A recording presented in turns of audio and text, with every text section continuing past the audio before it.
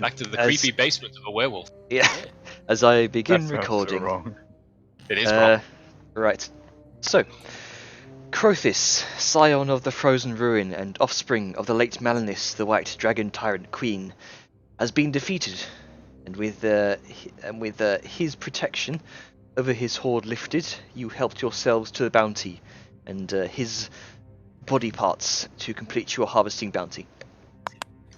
You acquired most of his most of the items requested on the contract, except for the gizzard and one of 2 eyeballs.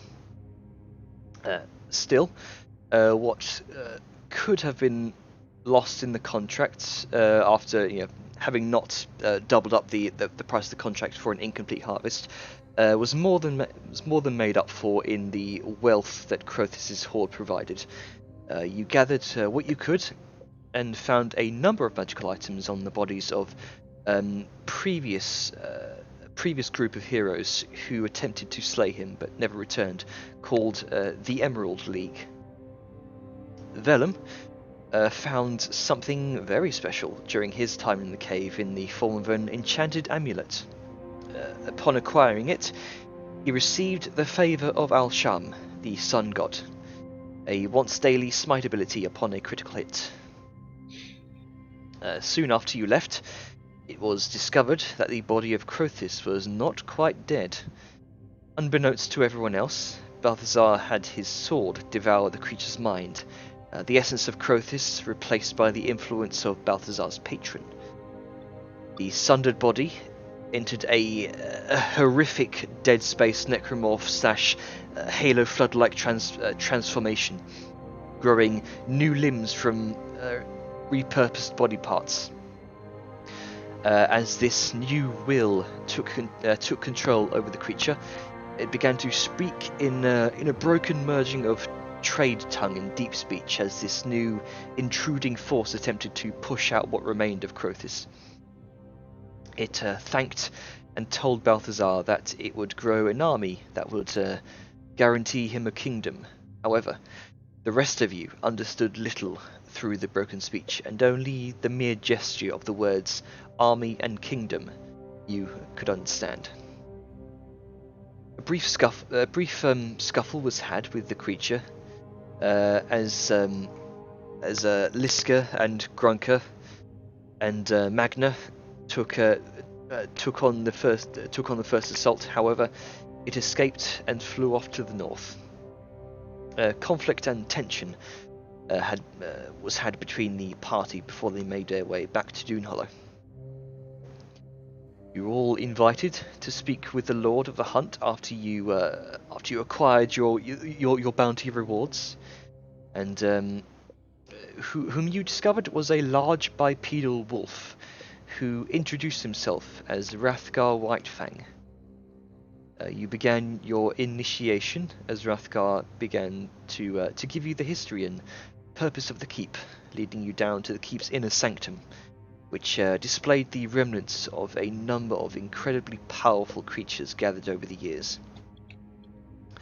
And this, where we leave off. I now have an actual image for the sanctum. Bring up some ambience here, shall we?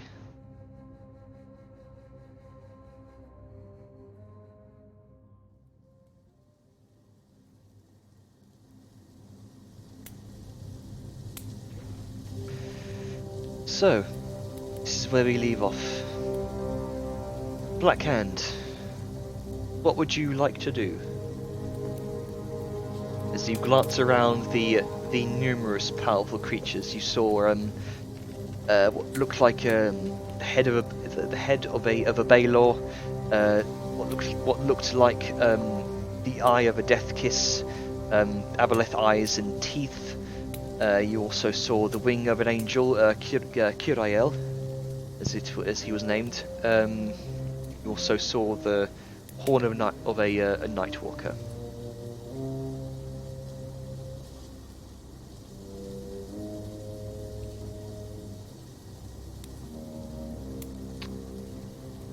Sao will, after taking a moment to just, take in the fucking treasure trove of trophies here, will look to the said fluffy animal and sort of, with a hesitant but curious question.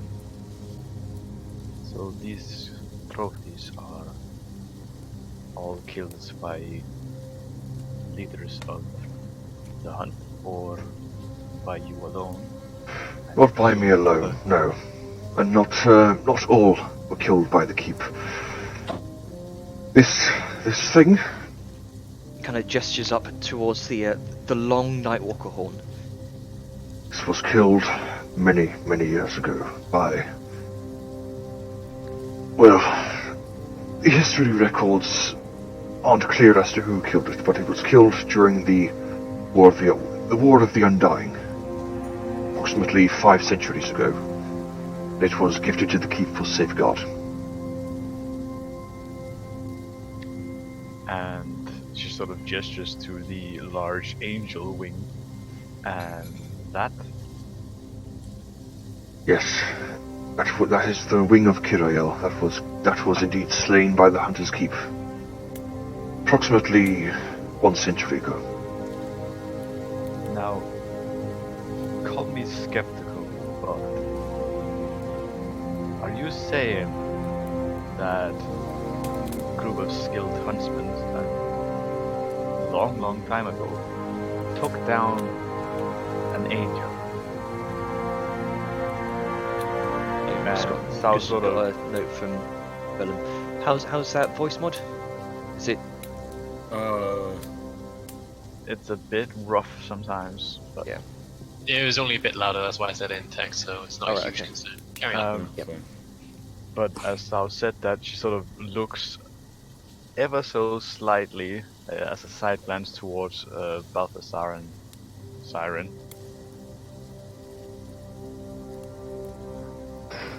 It took a number of our best hunters to take down Kiriel. Unfortunately, we lost an equal number of hunters during that fight.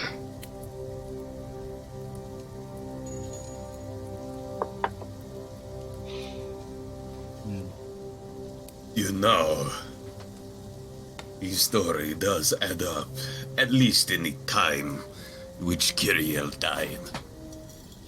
But just because he is dead does not mean his influence is gone. Much like his wing there, the will of his hand remains.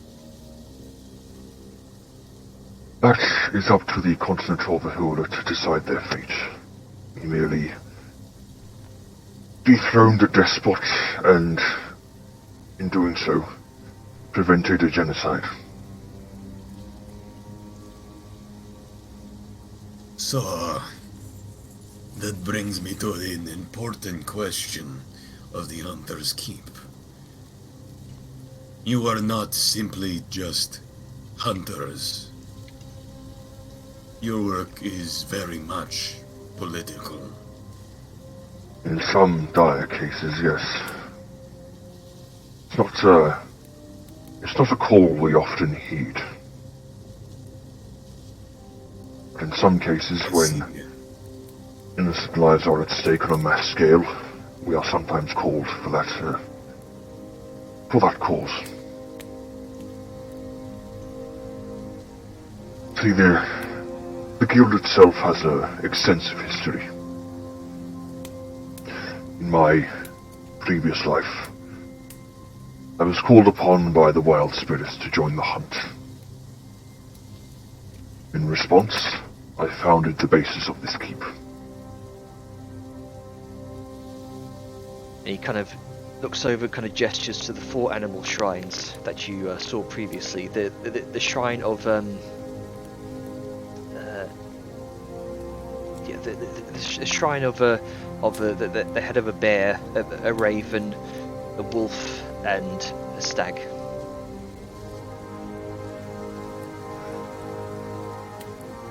Most in the keep do not worship these wild spirits. They do not represent broad-minded concepts like war or nature, but instead embody complex virtues and vices of the animals they represent. Likewise, the spirits are not worshipped in the traditional sense of the word, but rather revered. And though many in the keep pay them no heed, the wild spirits have always been around to guide hunters, wanderers, and children of the wilderness alike. Though these spirits do not always offer their aid directly, they always aim to help.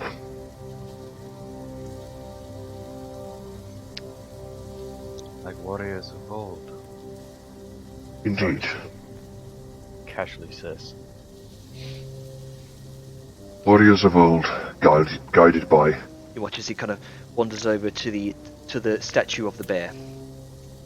Boar, the bear of courage and wrath. Wanders, gestures to the raven. Rovin, raven of guile and trickery. Lupern, the wolf of leadership and ferocity. And Styr, the stag of wisdom and secrets.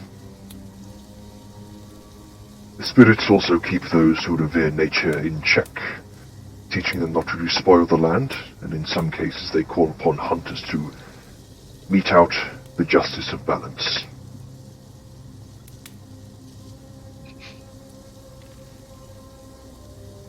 Magna looks to the bear and touches her necklace for a while, musing for a bit.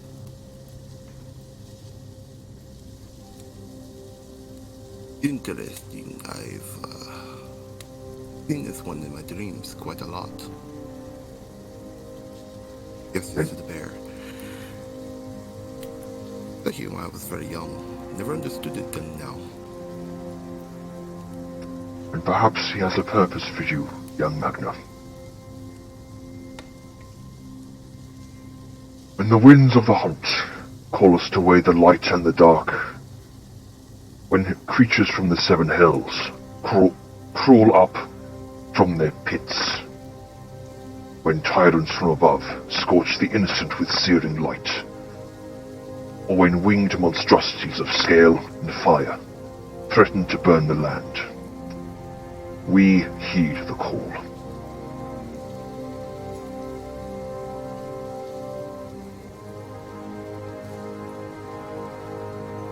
He looks to all of you for a moment. Now, if you are to join our family,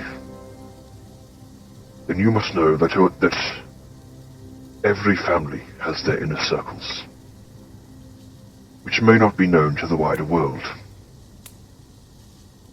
But the family at large must be made aware of these circles as a sign of trust.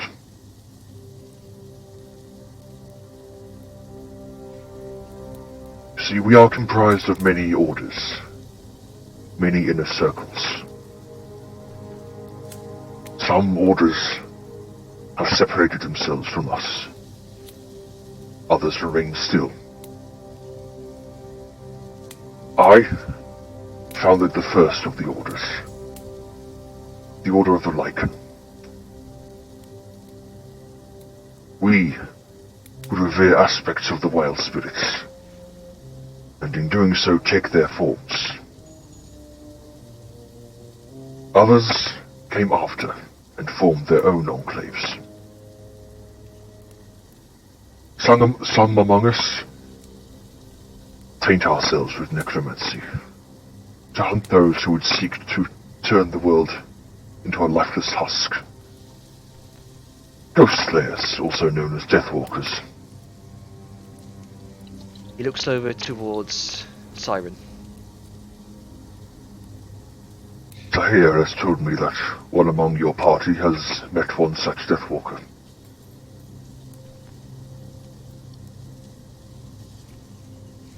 Siren's just going to casually nod, but not really say anything. He continues. There are those who inflict themselves in mutations to grant them an edge when facing otherworldly beasts. And some kind of subtly looks over to Balthazar. Who make pacts with beings from beyond to slay their foes.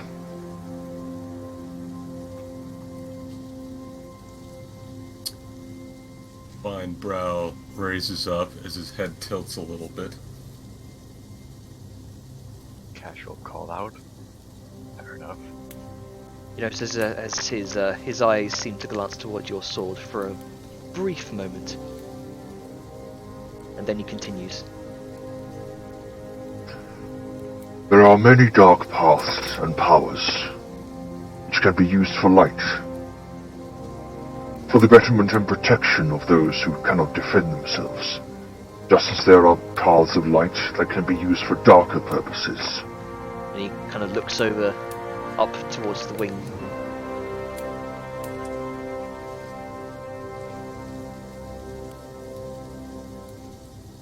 But it is up to oneself to have the discipline and wisdom required of a hunter, not to harm the innocent along the way. I tell you this because the Keeper was once home to such an order, who was led astray.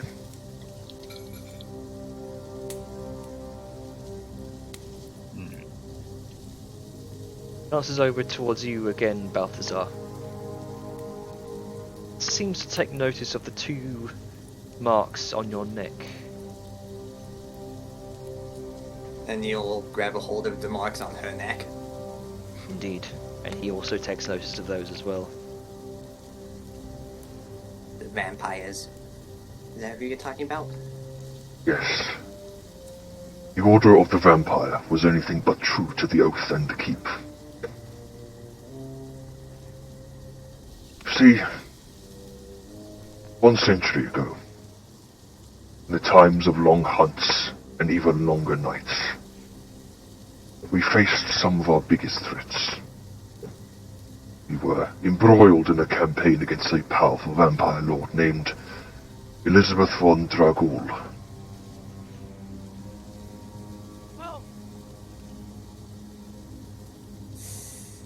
Oh. Rebecca? Yeah.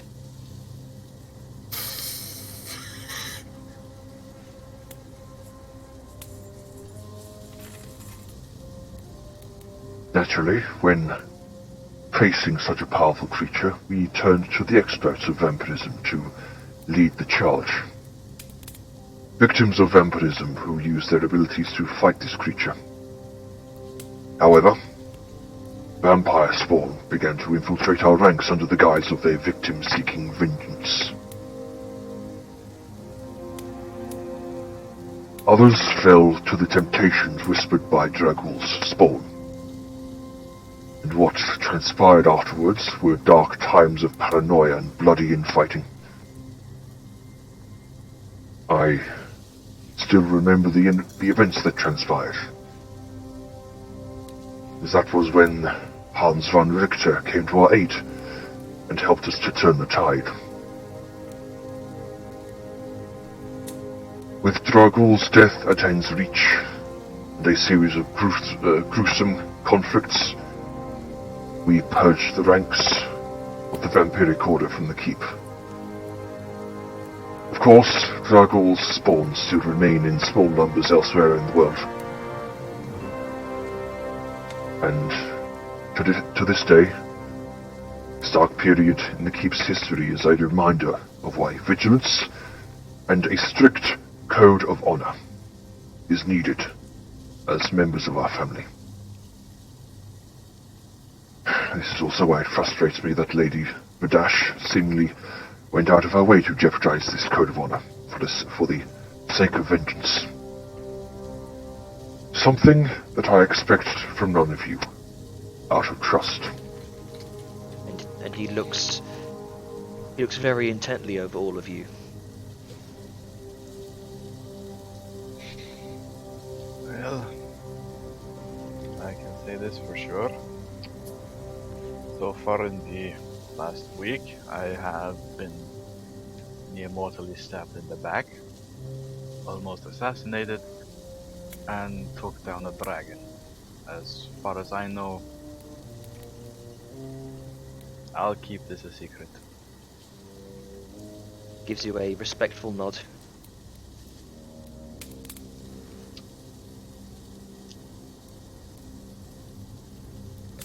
Truth be told, if I can survive a dragon and being stabbed in the back in less than a week,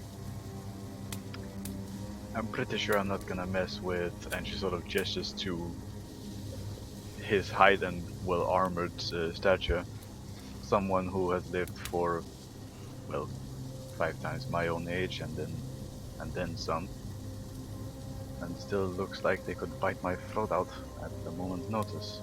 So He gives a slight chuckle. Well, I may be old, but this wolf can still bite. But of course I mean you no harm. There is no ill intent in this room, as far as I'm concerned. Once you pass through fire, you are all family. You are members of my pack.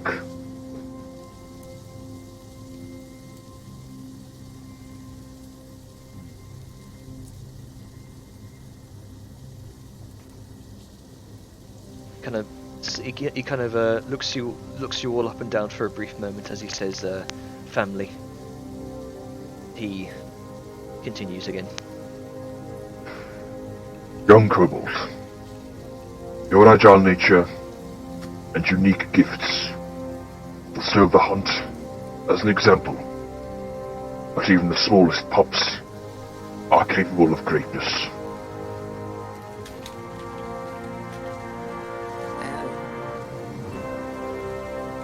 Well, I'm on it, but and she like rubs her arm trying to think of the words. I may have to refuse. He raises a brow curiously. I'll Wish keep the not to secret, join. but I don't think you would want someone who accidentally may have revived this Elizabeth Dracul. fucking shut up. Dropping that bomb. We already know of her return. Hans Richter came to us a number of days ago in a significant panic regarding this creature's return. Needless to say, we are making preparations to hunt down Dragul once more.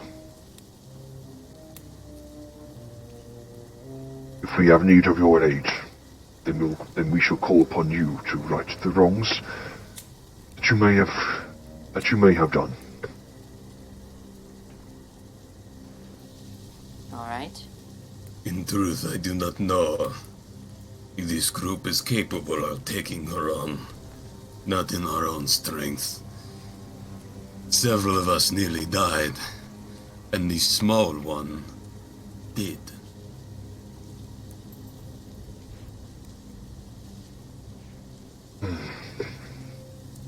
Well, It may be time before we are more than just fodder to her.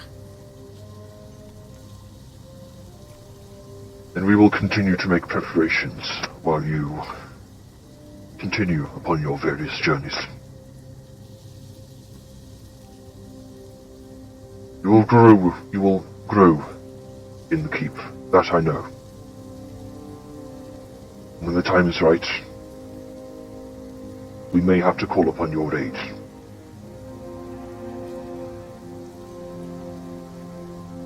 However, And he looks over towards Grunker. Stone Smasher, if you wish to join, though your kind are unwelcome within Dune Hollow, you will always find a home here with us.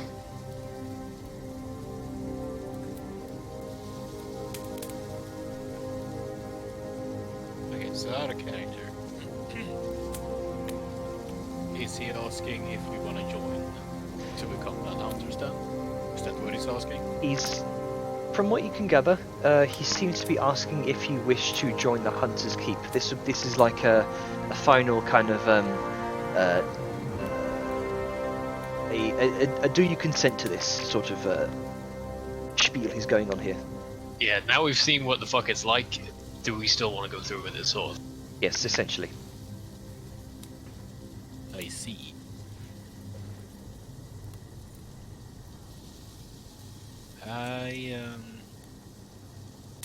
I feel like this would have to be a group decision, but I am glad that the option is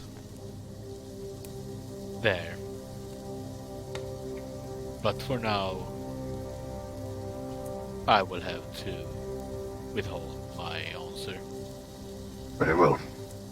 He looks over towards Vellum. Sun Sword.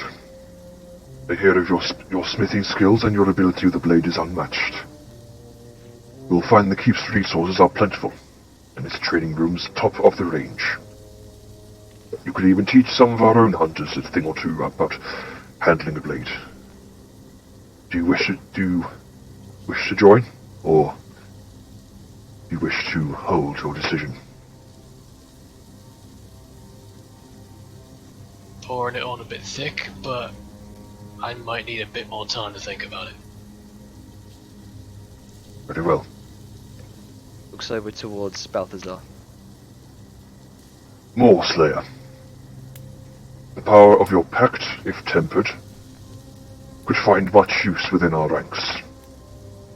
You'll find a number of users of the arcane that you can share your notes with. Is your decision the same? You wish to abstain?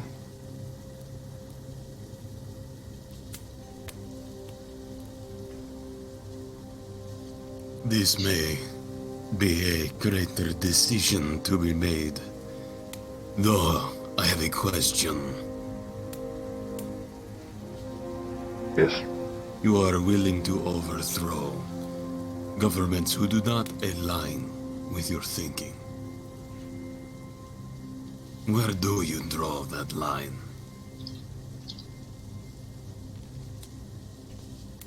He kind of thinks for a moment.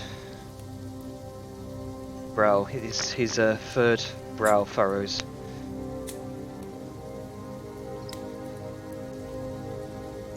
It is not an easy decision. That was the first and only time we've had to take such extreme measures. To stop a genocide? To stop genocide, yes.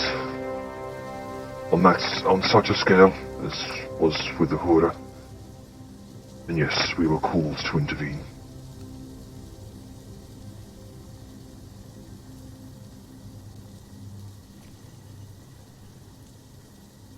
I have but one last issue. This would apply to 3 of us.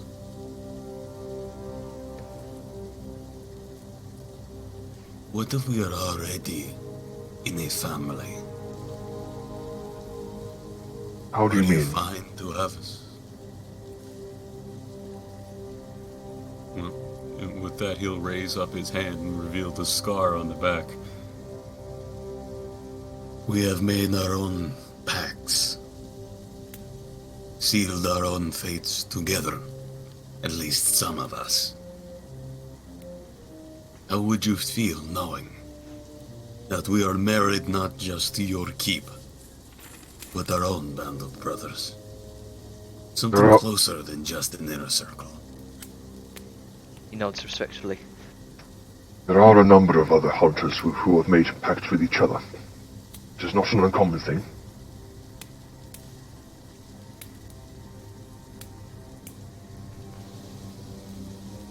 You are still bonded to each other, you are still more than welcome within the keep.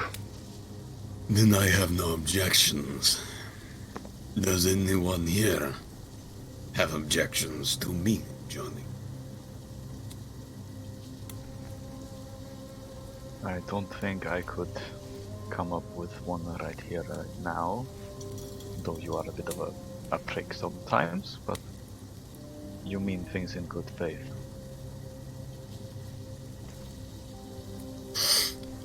Very well.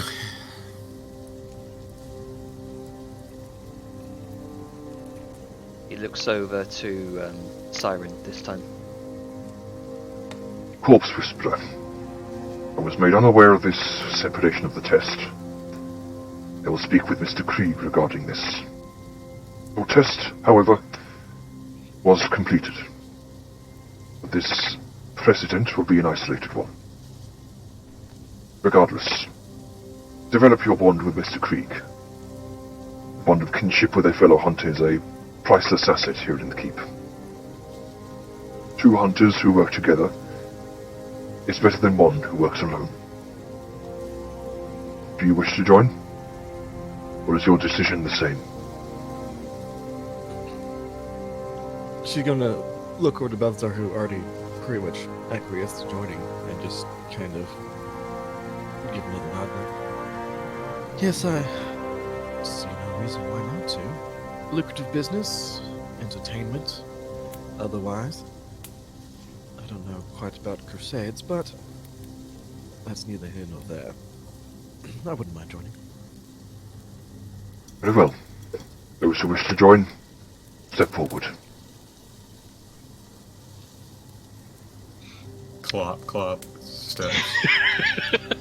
The two demons step forward. I'm sorry. I was not expecting clop clop. God damn it. Nigga, I got hooves! I know! But it's just like clop clop in the most serious moment. Sorry, Gary. Yeah.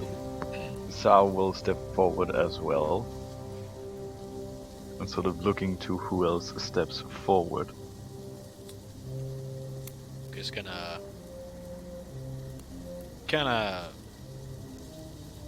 stand and kind of think for a bit. Yeah, just staring out at nothing. And then he's gonna ask,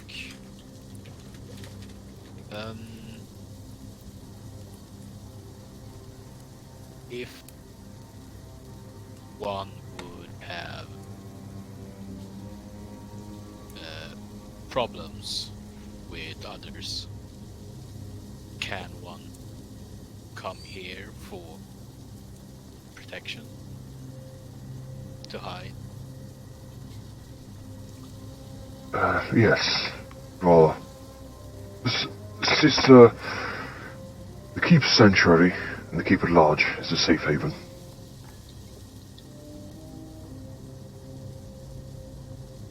You are more than welcome to seek shelter here. Is there an extradition policy with the keep?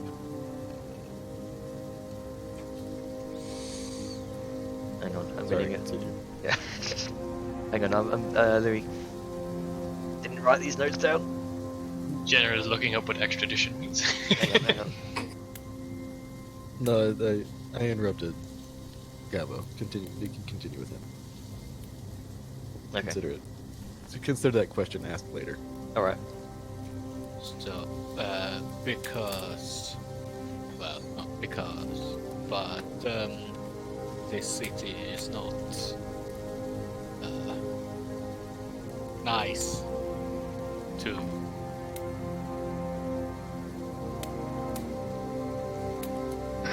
beings like me. There are a number of individuals in this keep that the city at large would consider distasteful at best.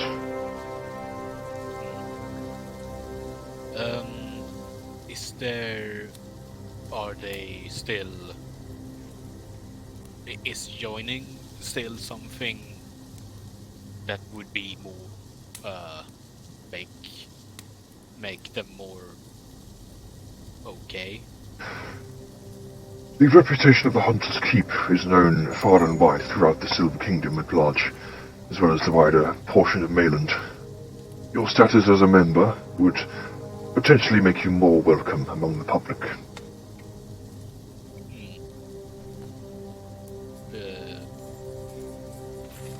Then it does sound like a good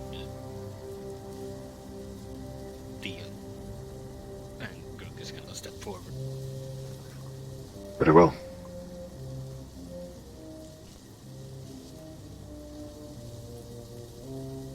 Do you two still wish not to join? And he looks to Neril and Vellum. Let's go look at Nero. I don't know. I want to, but I'm afraid I'll mess up again like I did with the vampire. If I can offer some consolation, consider your membership an exercise in discipline. You may learn it. Different then, Nero.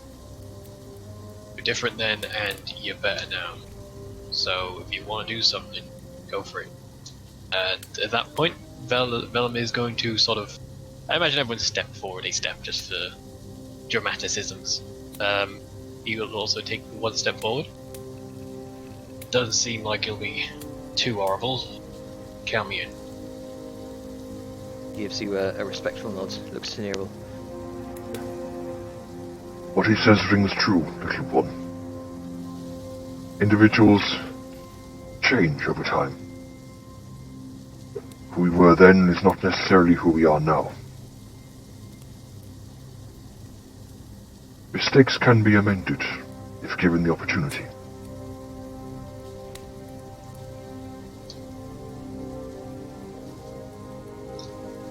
Do I have to decide right now, or can I have time to think about it? You may have time to think on this. Then I shall do that. Very well. The rest of you, come with me. You watch as he begins kind of walking towards the blue fire pit in the centre of the room. His long sword kind of clacking against the stone floor like a great walking stick. He fire. gestures a hand towards the open coals in the centre of the room, which seem to burn with this bright spectral blue-white. And he says, You have passed through fire to prove you are worthy of joining the keep. Now, you must take the oath, as all hunters have before you. and he looks over to Magna and Liska. But both of you are familiar with this ritual. You've done it both yourselves. Then, once you have taken the oath, step into the fire, so you may receive the mark of the hunt. And only then will you become a hunter of the keep.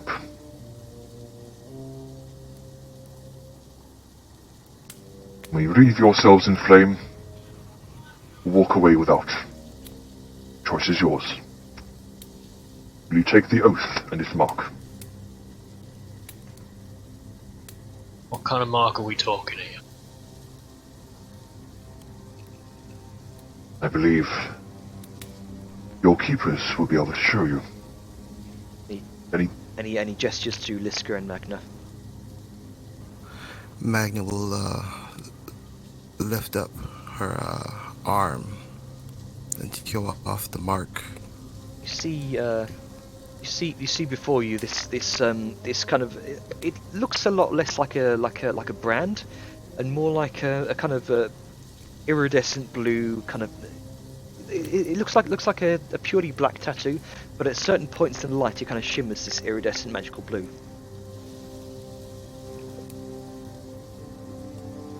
There's the slightest bit of hesitance with Vellum, but he's clearly thinking. It does look a lot like let me see here. Where is that? It looks a lot like the Hunter's Keep insignia. Looking at Magna and I assume Liska have theirs, does it seem in a particular spot, or is it just seem? It seems it's on the let's see, that'll be the left shoulder. That's not too bad. Didn't hurt too Nothing much. like right on the ball of it. Okay.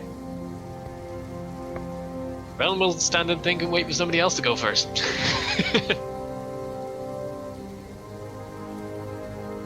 This is a permanent mark, I take it, yes? It is permanent so long as you are a member of the keep, yes. I see. Well, I'm used to a small bit of mutilation already. I have no qualms with this, though it might have to be in a slightly different spot. Where should you choose to take the mark?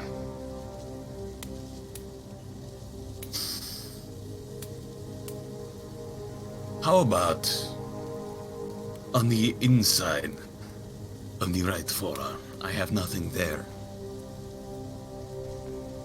Very well, that can be done.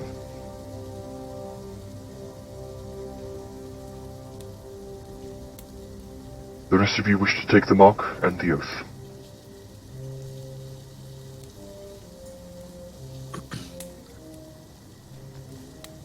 Siren's gonna look kind of askance at the tattoo because she's gonna look at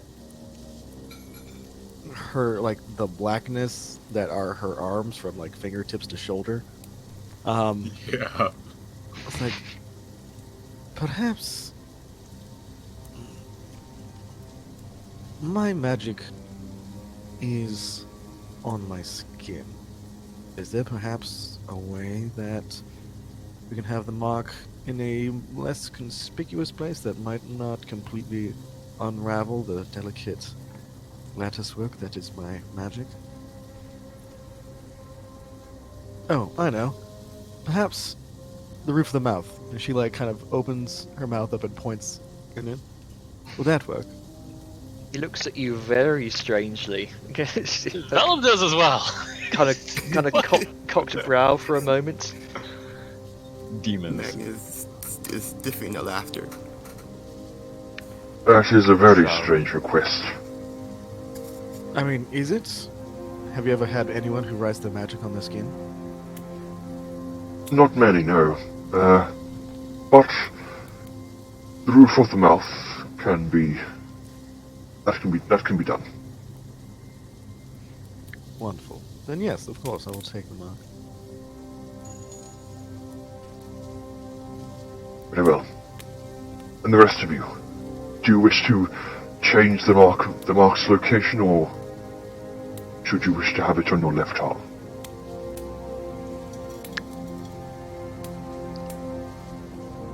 I think I will have it just above my right hip. I already have some delicate work done to myself, so I'd rather have it in a spot where there is none. Just as a note, those who request proof of your membership of the keep may want to see the I mark. am not shy of showing if need be. Very well. Oh no. But how will dear Nero deal with being so jealous? Well, I do believe she will be less jealous than you have been so far. Oh, shots fired. Now, the mark itself is a blessing. Jealousy with pity. He kind of takes note of you, Balthazar, and kind of smirks. The mark itself is a blessing from the wild spirits, a mark to enhance your capabilities out in the wilderness, to better track your prey. Now, to those of you who wish to take the oath, repeat after me.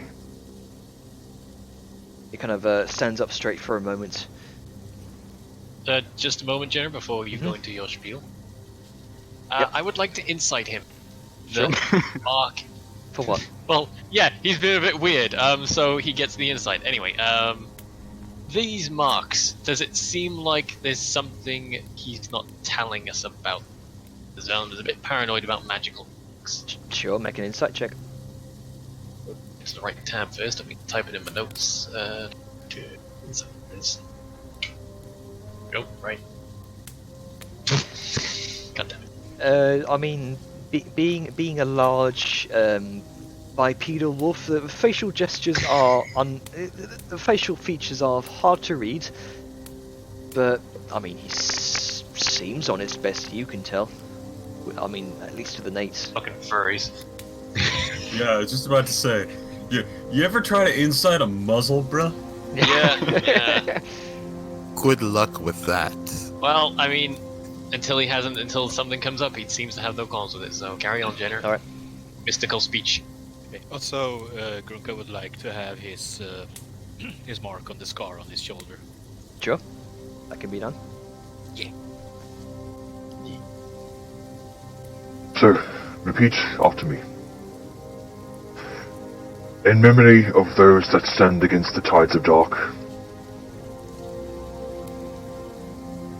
Should we actually do Wait, that? you said Yeah, if we try Can to do them you all at the write same this time, it's out? gonna be a fucking mess because of Can delay. you write this out because that voice modulo is That too, but It's maybe underneath all all of the sleep notes with the Yeah.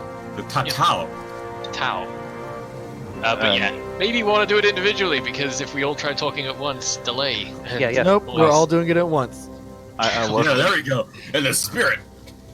Yeah. I was gonna suggest, for the sake of brevity, that we. Well, all of us are doing it except for Neural. Yeah.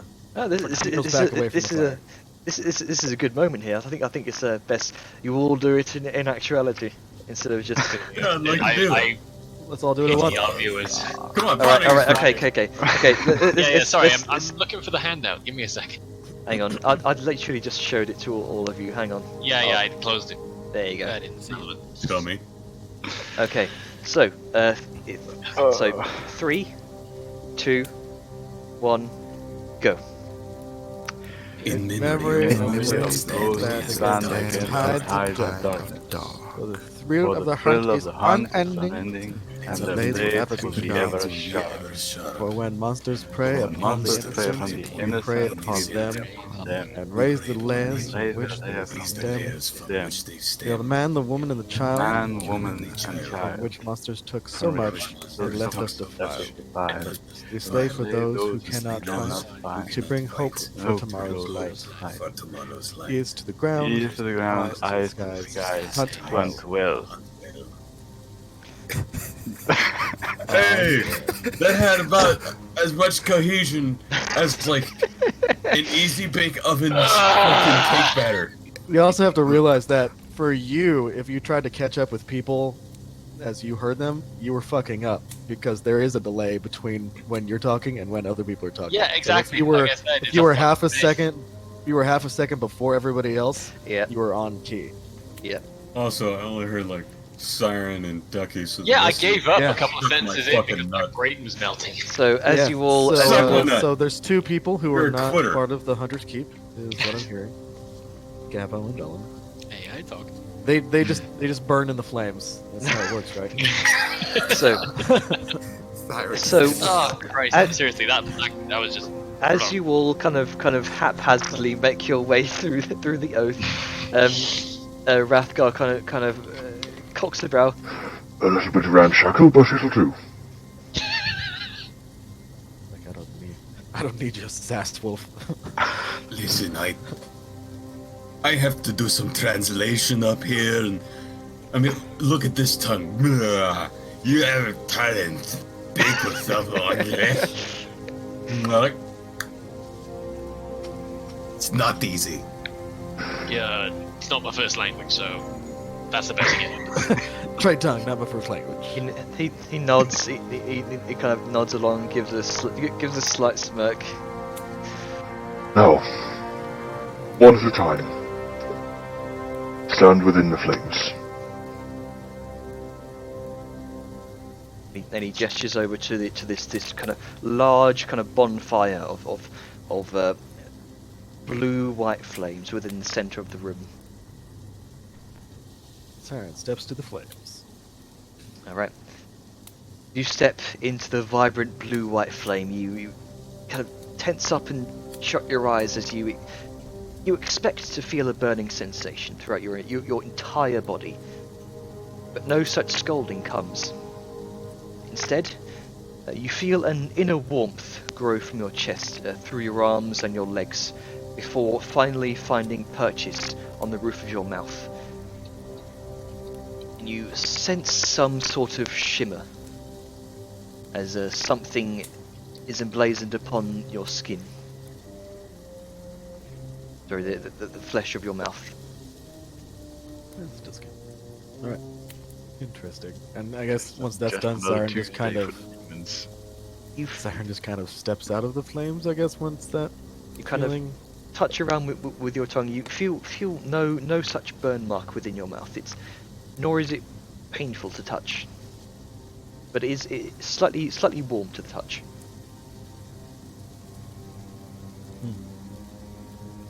Duly noted. Who wishes to go next? Sure.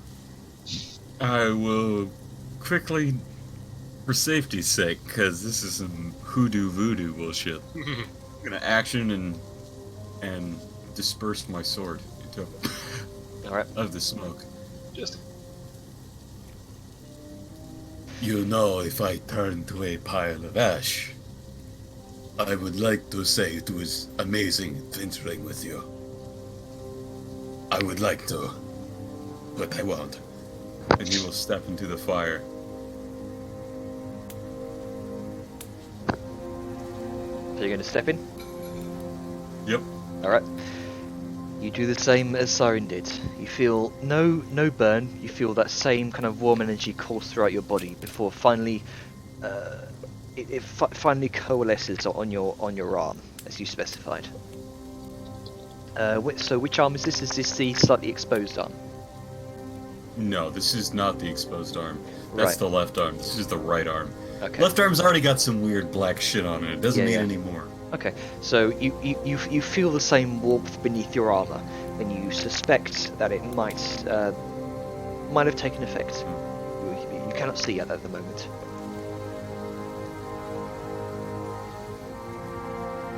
Who wishes to go next? I'll do it. Okay. Actually, fuck it. Bronca goes. Alright, Kevin. Okay, slow. peer pressure. So you make your way in, and it's strange. The heat that you already kind of emanate from your own body, which has happened recently, seems to kind of coalesce with the blue flames.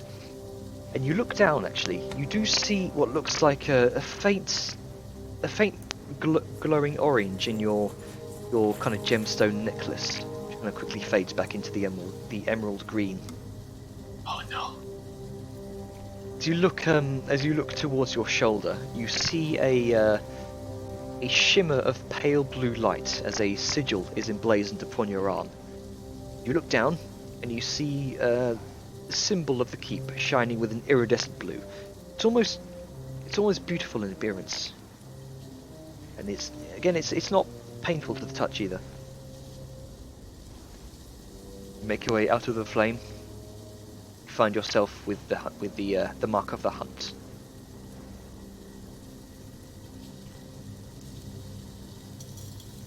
So, Saoyun, you wish to go next? Yes. All right. You wanted your mark on your what was it? Your one of your hips. Just above the right side of the hip. All right. So around the area between the hip and the rib cage, around that area in Alright. between. So you feel the warmth kind of emanate from around your sort of kidney area this time.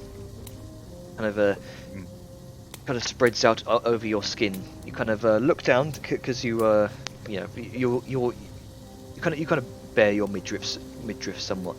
You see the same symbol you see on Gronka's arm, and it shimmers with the blue light. Huh. I actually expected it to sting a bit. And who wishes to go next? Well, I mean, there's only one person left, so fucking. All right. There is some moderate hesitance. All this, as mentioned, creepy, wacky voodoo shit is not sitting well. But seeing that everyone else has come through unscathed, he will step in. Okay. And you wish to have your mark where? I left mine set to default. All right. Set to default. I like it. Okay, so you. Oh boy, over here. I mean, that's Vellum. You currently have no visual as your sleeve covers your arm, but you feel the warmth spread throughout your arm, and you feel as though it may have taken effect. No way. So, those of you who have taken the mark, you now have the mark of the hunt. Hey. Hey. So, you are granted proficiency in one skill of your choice from either nature or survival. And if you already have proficiency, you may instead add double your proficiency bonus to for any checks made with these skills while you have the mark. Ooh. Why did I try spelling hunt with a D? Dunt? Dunt. No, Hundt for some reason. Like butt cake. I like I dunt. don't know why it just came. The English confuses you. That's all I'm still frostbitten in the Brain brain. tongue's not my first language. Straight tongue's not my first language, that's the new meme. Sorry, carry on. Actually, can I get a recap of that? Is there it written down somewhere? Or? I just on showed the it to handout you. he just showed. Oh, okay. Yeah. I keep closing that thinking it's not going to be relevant anymore, and then it is. God damn it. God damn it. I make these Look, handouts I for a read it, fucking I'm like, reason. okay, well, I've read that, I've done the right. Sort of. I read this later. Yeet. I'm just going to minimize it, just Yeah. to avoid that. Magna and Liska, you both already have this, bearing in mind. No double dipping for. Can you get it? Can we get it again? You've already you've already took the oath and the mark. Let's see. I mean, it's probably more like. There we go. Yay. So, Rathgar looks over to all five of you and says, You have passed through fire. You have embraced it. With this mark, you join our ranks. With this mark, you take our oath. And with this mark, it is my honor to welcome you to the Hunter's Keep, Dragon Slayers. Sao gives a slight smirk.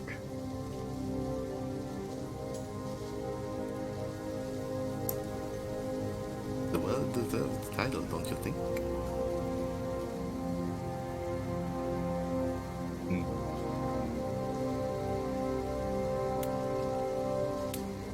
Well, that's the thing.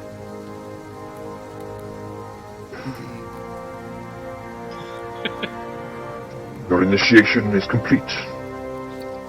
You now have access to our trading rooms, our board and lodge, our workstations, our potions. You have access to your rooms. You may stay here free of charge and utilize any of the facilities how you see fit.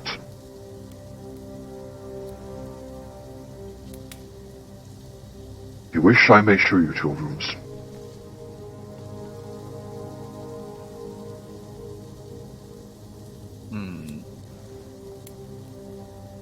Sao gives a look to the rest of the party.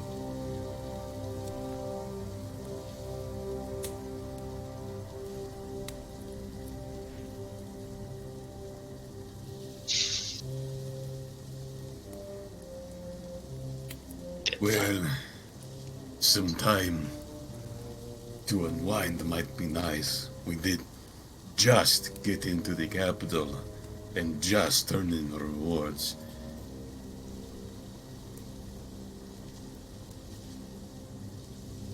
A good deal's rest. It's much earned. Besides, we also have dragon remains to deal with. Yes, yes we do. That begs a question. Does the Hunter's Keep have a means for preserving the remains of a trophy? Yes, that is a given with the keep itself. We have many facilities. We have many tanning facilities, many ways to preserve the winnings of your own hunt. Good. Good. Well, that is my business settled. Does anyone else have anything before we need to depart?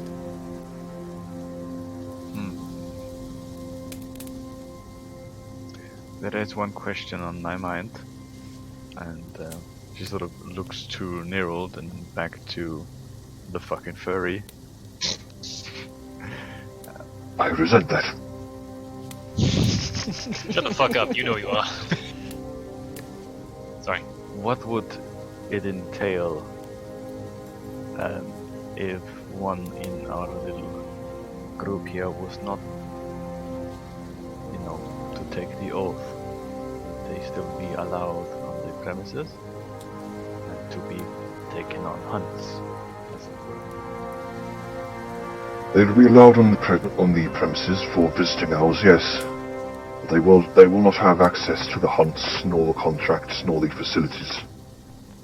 That is what it means to take the oath and to pass through fire. I had a feeling that would be the case.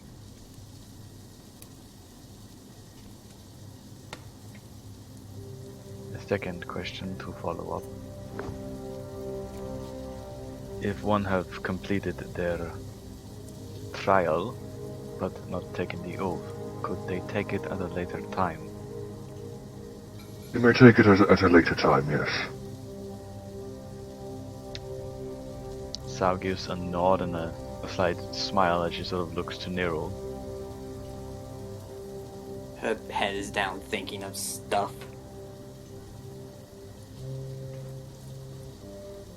Yeah, you gotta be careful. You're living in a perpetual pout. It's gonna prevent her from enjoying a lot of life in the moment. That would be all for me. Very well.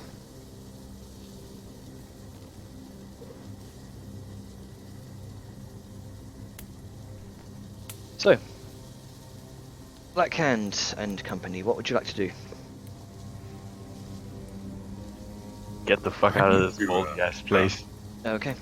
So, I need to find out how they can preserve things, because I have stuff that I need preserved, like, immediately. alright, okay, let me do notes. Okay, so, But I will pull Ducky aside. Sorry, go on. Oh? At which point, he will, as he's trying to figure out where the preserving location is, pull out the two halves of one of the eye. Obviously some weird ice thing, as it's hard and not actually flesh. I would like you to see if you can mend this for me. Sao looks over the broken eye for a moment and then just sort of looks back at Balthasar with a light questionable look. It's an eye, not metal or wood. Do you know how complex the eye is? To be honest with you, no. And I do not care. I would like for you to at least try. It doesn't seem to be normal organics. On account of, it's hard. I'll give it a try, but no promises. assume That's fine. That's all I ask. I assume you're all kind of talking amongst each other as you're following kind of Rathgar back up to his office. And he, It would be kind of dumb to just stand down yeah. there. So he kind of closes each door along the way while walking up the long spiral staircase, which I mean, walking down the long spiral staircase was an easy task, but hiking back up is a much more exhausting one. Ah, my joints. However, Rathgar seems unaffected and unfazed, like he's done this many times before. He's a wolf. He has technically 4 legs to do with. The long roof. See him bounding up the fucking He's stairs. bipedal. There's that Digigrade lens, which probably sucks for going upstairs. He kind of leaves you to your devices after a while of showing you your rooms. They are very nicely presented. Not as nice as say the Golden Lodge, but they are very large, very nice, very comfortable rooms. And you pretty much have all of the amenities you might need. As the group is walking, Vellum is going to count out 360 gold coins, which is probably a bitch, but it's a long walk upstairs, so fuck it. And sort of put him in a little, whatever little sort of pouchy thing he has, and approach Balthazar. Balth. No, Yeah, I just 320 need you gold to. coins. What? Sorry. What? Didn't think you were still talking, but yeah. Sort of puts the pouch No, of no. 320 gold, not 360, I just counted. In the palm of Balthazar's hand. Oh, I what owe is you it? some money if you remember. I do. I honestly do. There you are. I think this makes you paid off, yes? Should do. I'm gonna need your, that armor at some point. I'm gonna make some modifications. Alright. I can trust you with it. So I will add 320 gold coins? 320 gold coins. And with a nod, a very silent nod, he will sort of scoot away and leave Balth to his business, but it's something he needed to do. Before you go, meet me in the foray tonight. We need to talk. Yeah, we do. Okay. Okay, cool. And we've done that already, so time fuckery. Anyway.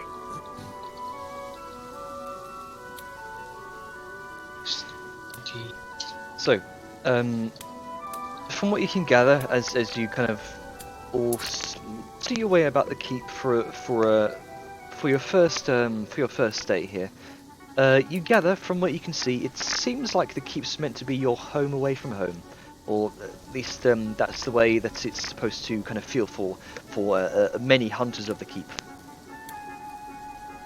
You have all the basic amenities here. You've got the mess hall. You have you have the workshop, which many hunters seem to be using for say modifications for their own weapons. I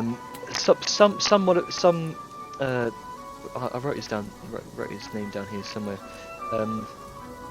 The gunslinger individual you first met when you came into the keep.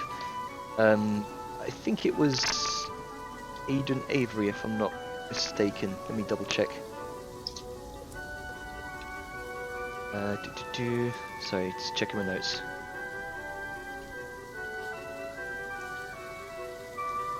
Yes, Aidan quote Big Guns Avery. He often uses the workshop as a means to kind of create modifications for his own flintlock pistols. And let's see what else is there. There is it's a mess hall, the workshop.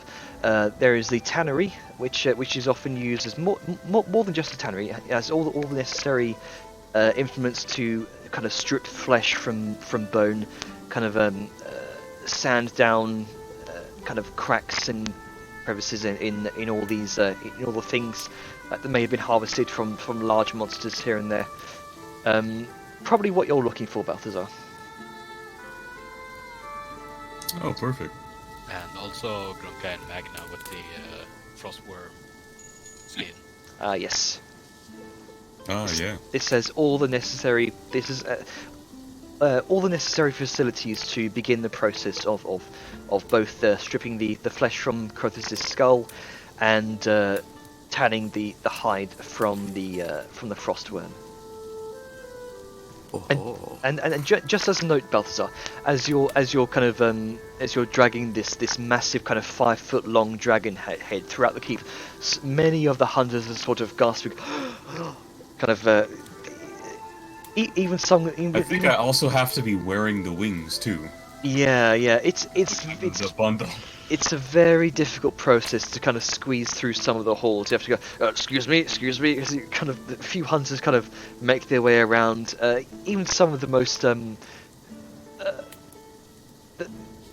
of the hardiest looking hunters that you expect would had you not had both the skull and the wings would have given you a stink eye of like, what the fuck are you looking at? Even their eyes are just wide with amazement. And you have quickly become the talk of the keep. Rumors spread fast, you know. Never stays in one place. He's holding the head of Crothis. Yeah, you know, this is pretty fucking heavy. I could carry that for shush you. you carry out fucking golden armor. You're kind of dragging it across the stone floor.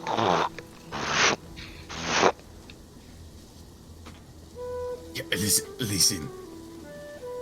I just need to find out how to fucking preserve and fix these things.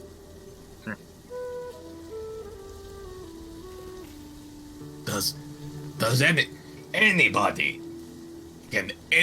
show me where the hell the facilities are?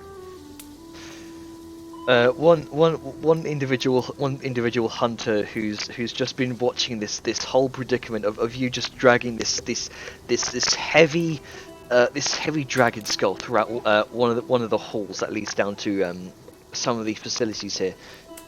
It looks you can see a large almost like. You imagine he'll be a large Vascan individual. He stands about a head over your height despite being human, and he's built like a brick, like a square essentially. He's got large kind of great axe over the back of his shoulder.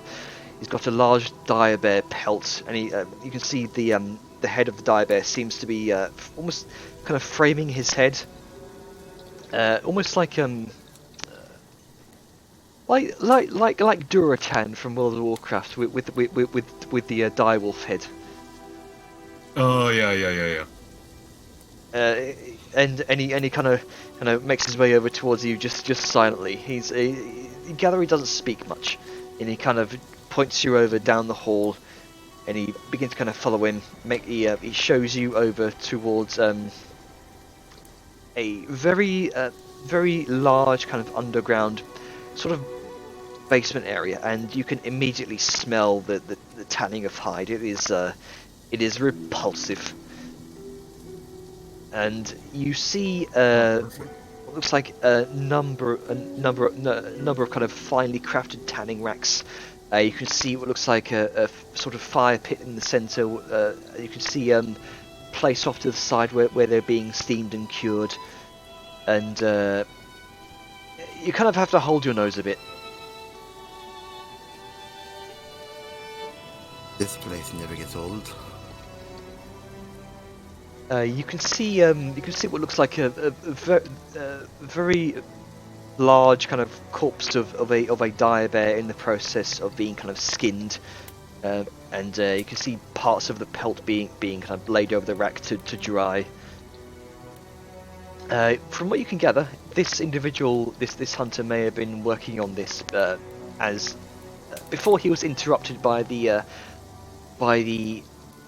sheer unusual display.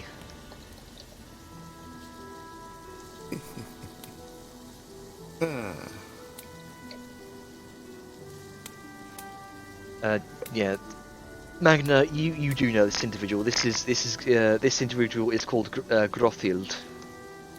Oh, I was muted. For the sake of time here, I'm just trying to see if I can get somebody to help me strip the flesh from this thing. Okay. So it'll just be an easily transportable skull, and a way to preserve or fix these eyes. Magna, you were speaking just there. Are you following Balthazar with this? Yes. Okay. Okay. Is Liska also, and Gronka doing this as well? For what's Liska doing? Yeah. I mean, well, Liska's we just had gone the, off on her own. Yeah, okay. Because we had the frostworm skin sphinx needed taken care of. The what? Yeah, no, the frostworm that we skinned. Mm-hmm. Oh, the Giant snake. The frosty boy with the gas blood. Yeah, The frostworm. killed. Yeah. Yeah, and the mandibles. all right, yeah, the Vandals. Yeah. The frosty blow up thing. Yeah, and we did take some Yeah. skin off it as well. Like Liska, at that reminding, would give Gronka the she'd give Gronka the skins because she doesn't need any. Like, she doesn't have to worry about cold. As for the fucking huge explosive jawbones, yeah, she would kind of come up to Sahir and just kind of offer, just be like, is there anything that needs, like, is there anything of this nature that perhaps is currently needed or necessary, or is there something that we can put on the side for... We don't have any contracts regarding frostworm mandibles, but I could probably purchase those off of you on behalf of the keep. Sure. I think that would. Alright. Let me double check what the price of those was. Okay, so with the absence of any contract, those would be priced at a lesser extent than the rate given by any particular contracts. That'd be standard rate. Let's see, that would be 1,000 gold per mandible. Okay. I happen to have two. Very well. You both exchange the mandibles, and so here these are very large mandibles. She kind of has to call over a couple of hunters to help her kind of gingerly carry these mandibles off to cold storage. And we hear an explosion. So with that, she's... Fuck, let me think.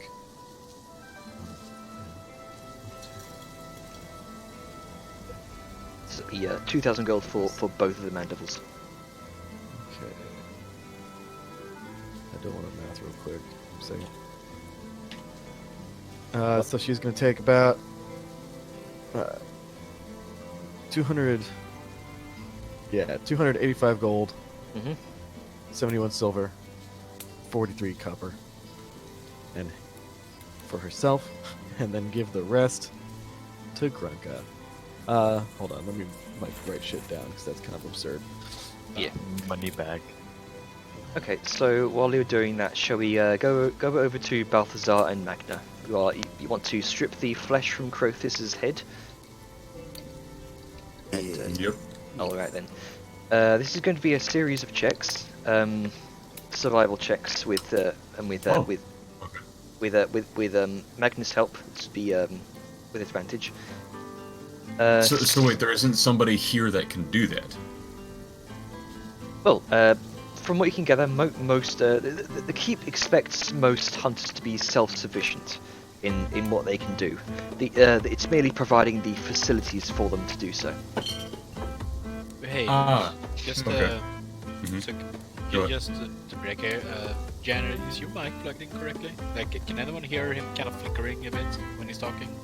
He flickers in and out just a little Sometimes. different. Yeah, ooh. it's not like we can't hear you. It's that it's like, I don't know, like a bit distorted sometimes. Let me bring my mic closer. Yeah. Right. Okay. Can you hear me now? Yeah, I can hear you. Yeah. It's You just- just Alright. cut out a little bit. Okay. That's very strange. Yeah, like there, it sounds like I don't know. Crackly. Like, yeah, it's like Almost like you have a. Oh, what's the word? Like it's trying to go through a filter that's not there. Yeah. Right. Okay. Let's take off the. I wonder if we take off the noise gate. No, that just gives me fucking background noise. Well, Jenner fixed that. Avon, what was that for again? I was doing math. Liska gave everyone their share for the sale of the mandibles. Oh, okay. so. Or well, she gave it to Grunka. It's up to Grunka, whatever. he wants. Well, never see it again. Okay. It I'm disappears in the bag of knickknacks. I'm gonna Get on try. that, you- I'm gonna try reduce the filter here. See if it cuts out. Just let me know if it cuts out again. Okay, so series of checks for either Balthazar or Magna with advantage to strip Crothus's skull. Atlas, what's your survival Shit. thing? It's shit. Oh, okay. It is. so- It is a one. He is not a Okay. wise boy. Bearing in mind, you now have the mark of the keep, so you could, if you choose, you can choose between nature and survival to gain proficiency in. Oh. Yep. So a one or a negative one. Okay, so I'll. I mean, I went with survival because I have a negative one in nature also. What is it with you Oh guys? wait. I'm trying to find do it the with mark him. of the keep thing to actually see the proper note. It's in. Yeah, It yeah. gives you essentially that. proficiency, or if you already have proficiency, you get expertise. Yep. It's under you and your party, and then under blessings, auras, and buffs. Oh, there we go. Mark of the hunt. Hey, Alright, Kevin, I'll- what's Gronka's strength? Strength? Yeah. Yeah. 16. Okay, never mind. Alright, I'll make the roll, and here we go. So that makes it 4. Yeah. So I'm rolling, or I'm helping you, so you're getting advantage. Okay. Yep, okay. So this is going to be best 3 out of 5. The standard DC is 10. It's going to increase. Fuck! Is that not with your double proficiency? No, this is. I don't know how to do the double. So proficiency. you I you can't- get proficiency in either survival or nature. If you already have proficiency, you get expertise in it. Yeah, I don't know how to do So- that. Like. Yeah. So at if you that- didn't okay. have. Oh, so you would Did have you expertise in originally have? survival? Did you originally have survival as a class skill? Yes. Alright, so all you do is you go to the gear, you look at the center, you scroll down, it'll be your list of skills. Where it says normal, you click on normal and you just toggle it to expertise. Okay. So Oh, The given okay. skill. what's your proficiency? So that What- would be a 12. Okay, so that'd be 12 then. So that's the first Yeah. first check succeeded. Okay then. And. 25. 25. That Do you not succeeds. have any wisdom? And one more, I think. 24. Yes. Yep. Okay then. Alright. So it's going to take you a few hours to do so because this is a large dragon skull. You're trying not to damage it as much as you can. And but it I'll say it takes about best. It's going to take you about half the day to do so. Cool. But you do eventually end up, or what you will end up essentially, is with a very, very nice looking kind of sort of bleached white dragon skull. There we go. This is some hard work, but damn, it's gonna be good for it. I know, right? Now I have to figure out how the hell to preserve the wings and these eyes.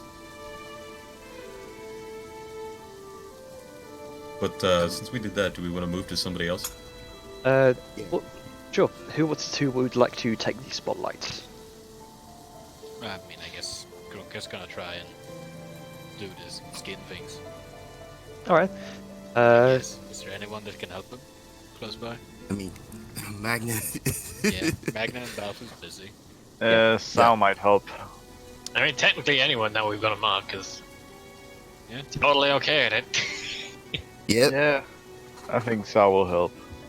All right. So considering what's these, all right. Yeah. So what's your survival? Currently at a 4. All right, you're doing the checks. I love Rucker for this. Right. Let me just You get a 2 figure out DCs for this. because Alright. wise boy. I just click it 3 times with advantage, and then we'll check the DC after. Yeah. All right. Is So it 3 checks? Since it's just Let's take it one at a time. it's best out of 5. right. First one is a go. Well, Natural shit. 20. Okay, so that'll be 2 successes. Yeah, I thought so. Fair enough. Grunker ahead. And on to number technically 3. It's 14. See, double checking my notes on this. So DC was 16, was that what you needed? So that's 1 fail. One fail, let's try again. That's 22. So that's 3 successes out of 5. So this is going to take in less. Wait, sorry. Which one are you doing? Just the worm hide, yeah? Yeah, the Alright. hide, making it into like a cloak or something. Okay. Is all you can really do with it? So, considering this is an actual process aside from just skinning a head of a dragon, this is making a cloak out of this. This is going to take you about 2 days to do. So, considering this is the first one you've succeeded on the first day. Day after, you will have to do another series of checks in order to fully finish a cloak. But you have succeeded your first day. Alright. So it's going to again spend about say for this about 4 hours.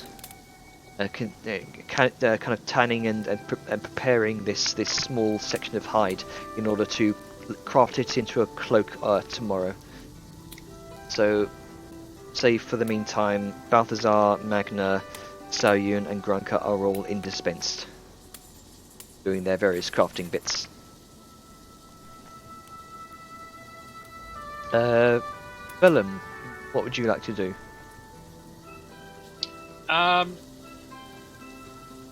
Basically, people split off to do their own thing, right? While we were walking. Yeah, I imagine so.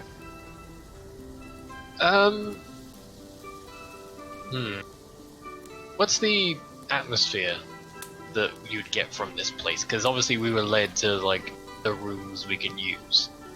But what's the vibe? What's the Make an insight check. Make a vibe check. vibe? That's Grunker's job. Alright.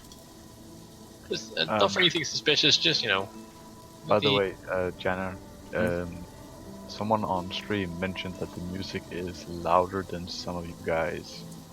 So. That is a technical problem. It shouldn't be. Let me lower the volume a bit. Go. Lower Let us that know down how a it bit. goes, Jet. But yes, 12. Just want to get a feel for the place. 12. Like, You gather this is generally a place for very experienced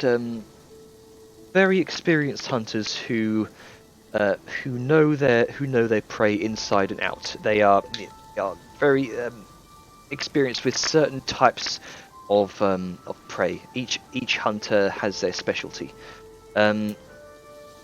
It's a place for telling raucous stories of their adventures, sort of bragging about what they've done, stories of their hunts and their kills. You see kind of one in the main hall, the main foyer. There is kind of one fire pit off to the side, surrounded by various kind of hardy-looking individuals. One kind of scarred-looking halfling is telling a tale about how he faced a bullet head-on with his companions. okay.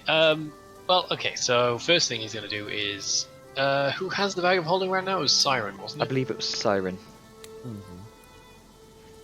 Because sometimes that's a point of contention. We're never sure who has the bag sometimes. It's pretty much always Siren. It is always Siren. Alright, well, he's going to go find Siren, wherever she may be. Probably the Okay. belt stop. Where has she gone? I don't think I caught where she went. You just go back to the golden, whatever the hell. That Of works the out. lodge. In the Yeah. Emerald Circle. Yeah. That works out well. Well, in that case, he is first going to find Sao, and by proxy, Nero, because...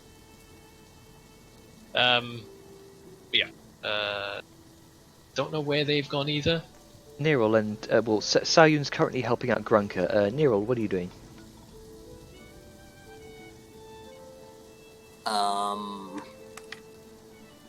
Well, it depends. Am I allowed to stay at the place for a bit, or do I have to leave? Well, you don't exactly have access to the facilities, not being an official member, but you can, stay in the foyer area. No. Well, then, seeing as Sal's in the facilities, Neil would have started to head back to the Golden Lodge. Okay then. Oh right, yeah, earring. Keep forgetting that exists. Well, You guys have earrings. I'm still getting used to actually using it. Yeah. So, Fashionable and useful. yeah. It takes adjustment. Velm's gonna just do the whole... Just take a moment as he's walking around like, oh, right, yeah. Makes use of the earring to get in touch with Sao, and probably Nero as well, since they're usually in the same vicinity together. So, Nero, I'm going on a metal run at some point. Anyone need anything while I'm out? Currently I'm not sure I need anything, but I do feel like Nero could use some company. So, try and get hold of her. She seems a bit down. Sure thing, I've got the thing in the whatchamacallit. Let me know if you need anything. I will. And at that point, he's going to flick over to Nero. Hey, Nero, Eh? where are you? I can't seem to find anyone in this place. Oh, I'm heading back to the Golden Lodge. Alright, I'm in there as well. I'm gonna be heading out shopping at some point soon. Did you want to come with? I don't much need anything, but sure. Alright, I'll see you in a bit then. Okay. And badunk. And off he fucks to Alright. the Golden Lodge. So, it just occurred to me, the Saurian and Grunker, what you would effectively have to do in order to craft this, by the end of today, you would effectively have the hide needed to craft a sort of a leather kind of cloak. However, you would need leatherworkers' tools in order to fully form it into an actual cloak. Yeah, it's one of the tool proficiencies I don't have. Maybe we could find someone and pay them to do it. But that could The potentially Balthazar way. that could be an option. It's usually the way I you mean, get we shit could- crafted when you don't have the proficiencies. I mean, otherwise we can go to like a tailor and be like, hey, could you make this into a cloak? Yeah, but if it's hide, it has to be leatherworking. I mean, true, but A tailor might have leatherworking skill. yeah, it's kind of what I thought. Like, makes leather armor. Right, so Balthazar and Magnar and Dispense craft, they're kind of scraping the skin from the head. Grunko and Saoyun are tanning. So that leaves Siren. What are you doing? Siren is just going to be. Bring you over to the lodge, shall we? She is going to. Well, I don't know, because that concluded like 4 days before y'all finished y'all shit. So she probably would have done all her like stuff as is. So she'd just probably go back to the Golden Lodge and kind of peruse on books. Let's see. What else does she want to do? Because she has that information. She has that information.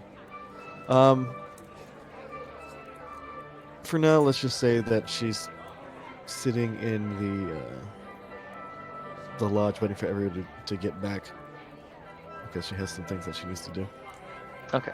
with the group. So who's returning to the Golden Lodge? That'll be Neril and Bellum after he's done his shopping bit.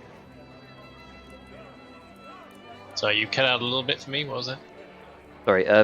So is Neril's on her way back to the lodge, and is Vellum going to do so after he's done his shopping?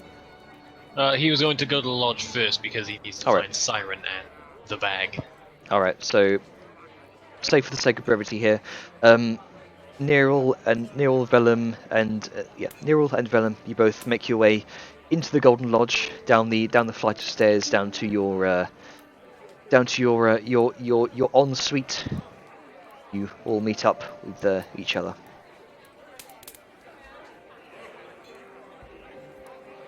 Sorry, I just got a text. So yeah, meeting up at the lodge. With Neril and Siren. Hey, Siren, you about? Is this through the earring or just yelling at her in her room? Yes, he walked into her room to ask if she was there. I mean, it's No, Vellum. I imagine he just entered. It's not above his intellect. I imagine he just entered the adjacent foyer of the room. I keep calling it a foyer because it's like the foyer at the inn. It's all mistaken. Anyway, he will call out in voice to see if she's. He will hear back through the earring. Yes. Right, the earring. He makes use of it once more.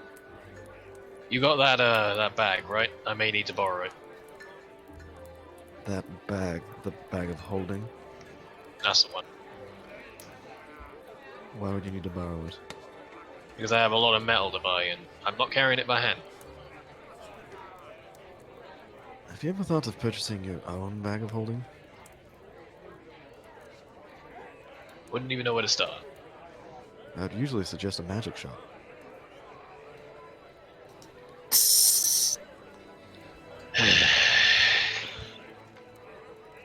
There's a lot of valuable things in this bag that I would rather not give up in case things were to happen to you. I trust it better on my person. Would you want me to accompany you for these metal purchases? I That know would you don't help, know but how I to figured you haggle. might have been busy. No, I'm bored. Let's go. Alright, can't guarantee it'll be entertaining. Just getting metal. I'll make things entertaining. Let's go. Alright. Neril, are you joining them? Because Well, yeah, that alright was the plan. All right. So you make your way out into the wider city. I don't know if I need to get directions for this, but what? I'm trying to think of what area. Oh, right, the map is huge. I forgot. Hang on, just zoom out here. That's where Okay. you find yourselves. Let me duplicate that that party thing, and we'll set your icons there. So that'd be Siren, Vellum, and Neril. All there. The rest of you are down there. Probably gonna ask directions, but where the fuck am I gonna find a metallurgist in this city? I'm sure there's a lot of them, but You could make a. I'm tempted just to go back to investigation, because that seems like it might make some more sense. I mean, 'Cause we I'm keep, not gonna just we keep throw this out here, but the Silver District, perhaps? I mean, it could be fucking anything in this place. I thought the Gemstone Quarter turned out to be like a bazaar of sorts or something. I mean, I think Magnan would have hinted to Vellum at least at one point that he wanted her to meet her favorite blacksmith at one point or something. I'll just say for the sake of it, make a. You've got two others with you who'd probably chime in with the investigation check to help you. Make it with advantage.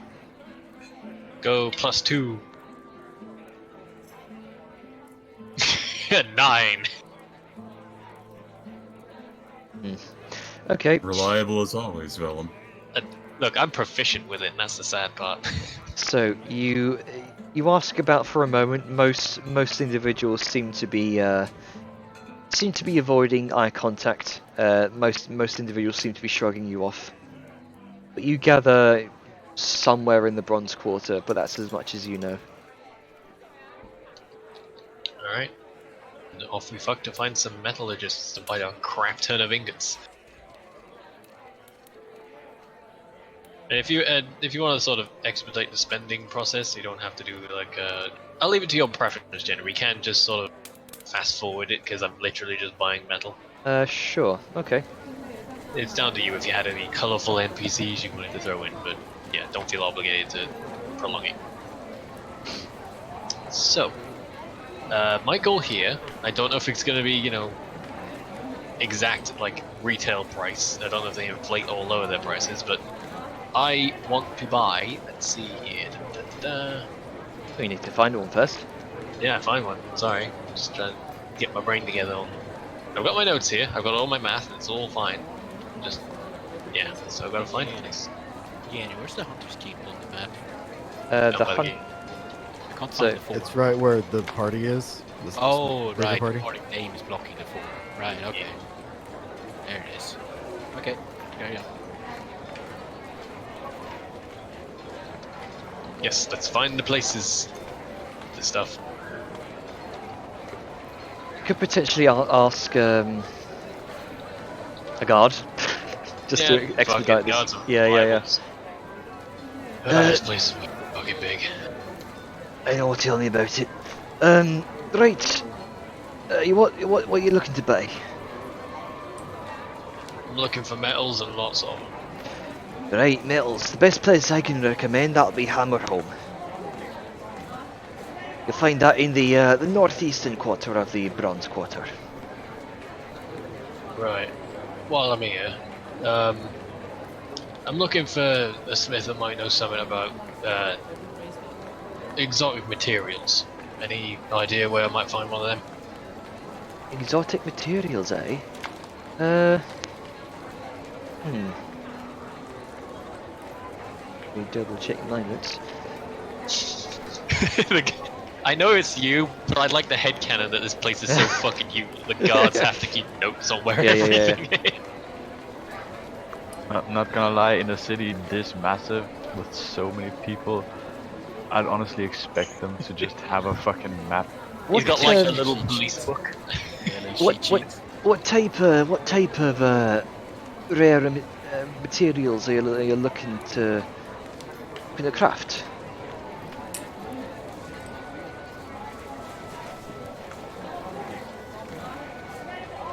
just something besides the usual regular metals like steel or iron. He's being a bit cagey right now. Don't want to just go flaunting that you're carrying around fucking erudite. It's valuable as shit. He's going to insight check you. I mean, I would if he's acting cagey talking to a guard.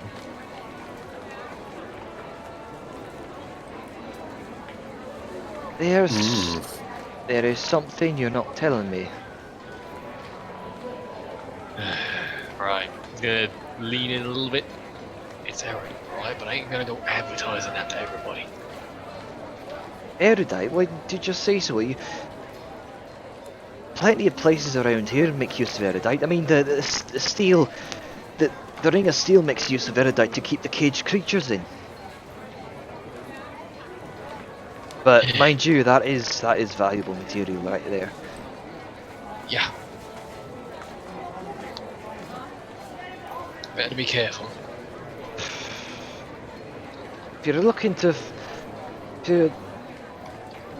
if you're looking for someone who knows how to handle erudite, again, best place I can recommend would be the Hammer Home. They do a lot in repairing magical items, but they don't produce them themselves. There are plenty of smiths around Down Hollow you can ask, but Hammer Home seems to have the most experience. Right, that'll do me then. Cheers for your help. Hey, no trouble. Yeah, sees you Siren's off. going to, well, before he walks off, Siren's just kind of eating. Any suggestion on shops for things of the magical nature? Like, I don't know, bags of holding for transporting thousands of pounds of metal? He kind of strokes his beard visible from beneath his kind of full face helmet. Best I can recommend would be runes and rods. You'd find that in the Emerald Circle. Of course. He might have something for you. Runes and rods, of course. Thank you very much. I appreciate your help. He nods and makes his way off to the rest of his patrol. Quick question. I doubt it, but would he have had like a name tag or like something on there, like a runic tag that denotes his name and rank? Oh, my headcanon for this city is growing. You can ask. I mean, if it wasn't visible, that's fine. There is no name tag engraved on the arm. Hey, you just gotta make sure. Yeah. Like, I'm not a dwarf. I can't tell dwarves apart by like. Oh, they all look the beard. same. Is that it? I mean, they don't all look the same, but I'm sure when they're wearing all the same exact armor, the only thing you're able to tell the difference is like how Beard. they plate their beard. Yeah, like how they like braid and plate their beard. I mean, it was this sort of wonderful, great fiery orange beard, kind of intricate braids. But that's as much as you could tell. His name was Redbeard. Ah, Redbeard. So, Saren, with that knowledge, Saren's gonna look at Valm's like, I'm stopping by Runes and Rods first. Fair enough. And then Okay. she's gonna flag down a cart. Alright, so I'll say just Walking is for chumps and pull. mark off a silver for the cart. Vellum. Alright. Boop. And then it's like, to Runes Still and working. I Rods, don't know if I'm please. gonna have the money for a bag of holding and all the shit I need. That's fine. Okay. I'll get that. I think I've got a. Find it. Would you like a loan? To be fair, bags of holding aren't that expensive. They're like what, They 200 shouldn't. They're gold? just an uncut amount. Yeah, at most they would be like 5. Yeah. I mean, Yeah, for normal people, that's a shit ton of money. But for That's a adventurers, shit ton of money. Yeah, But but for us, I'm already dropping 319 gold on materials, Oh man, 319. and I gold. have 373. That's So I fine. will have less You than can 100 gold Siren. left. It's okay. You can know Siren. I don't want to know Siren. Go ahead and talk amongst yourselves. I think I've misplaced the image. Give me a moment. That's fine. Okay. Shit. Kind of wish I didn't pay my debt back now. Well, I mean, the shit I'm Just a working on is different for debt, Val, it's so fine. technically he should be paying for it. Yeah, but you know, You know. You didn't ask. Yeah. you I didn't did. ask me to. You You're can always just get. doing You it. can always get your Well, receipts. I mean, I thought I had enough money until Siren hijacked everything. Kidding. Bank of Balthazar. Always ask for your loans up front. Well, we'll get to that If when you we get ask to up that. front, no interest. I mean, yeah, that is a fair point. Could have been paying interest on that. That debt. Yeah. I was honestly expecting it. No, he's not gonna fuck you like that. Oh, by the you way, in different ways. I feel like I should tell some people, like, when you came back and you saw Siren, she is wearing, like, a different type of mantle, like, as opposed to her normal, like, raven feather one. What does it look like? I'll show you, actually, 'cause I have pictures. You have an image. Also, Image. you didn't add the money from the Vanamis to the group fund, right? They go The give money- that. the Going to go give money- the Runker to divvy out. Yeah, okay. I don't know if that's happened Yeah. yet. No. I think it's currently just sitting in the group gold. It's floating in the ether. Well, here's the thing. I mean, give he it to Gorka. forfeited half of his pay, so he got half of the pay, half of it following after Nero went into the group wealth. I think somebody else did as well. I think 3 people did it. Right. It was Yeah. Runker. Okay. I know Sal did. Right. Grunka, Okay. So Sal, it was Grunka, Sal, and Vellum.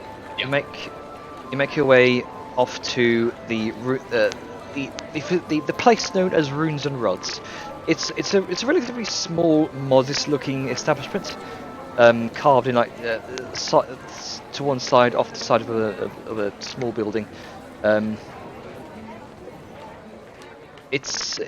You make your way inside, and you're greeted with a number of strange-looking items. You can see off to the side there are racks of different kind of strange kind of suits of armor, kind of very, very elegantly crafted. You can see a few items on display. It looks like a few ornately crafted rods of look like wands. You can see kind of simple looking maces off to the side. You see a few banners depicting these strange sigils, or what looks like some sort of dwarven house.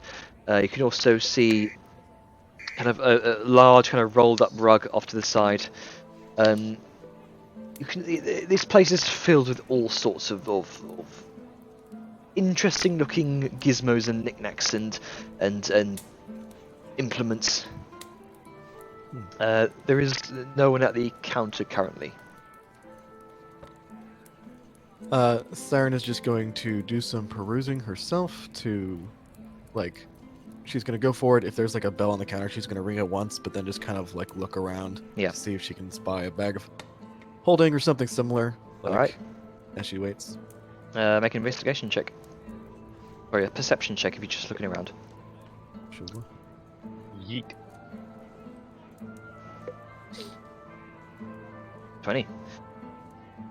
So you do see kind of off to the side, kind of sealed behind a small kind of rudimentary glass case. You do see, looks like a very ornately crafted small satchel of familiar design.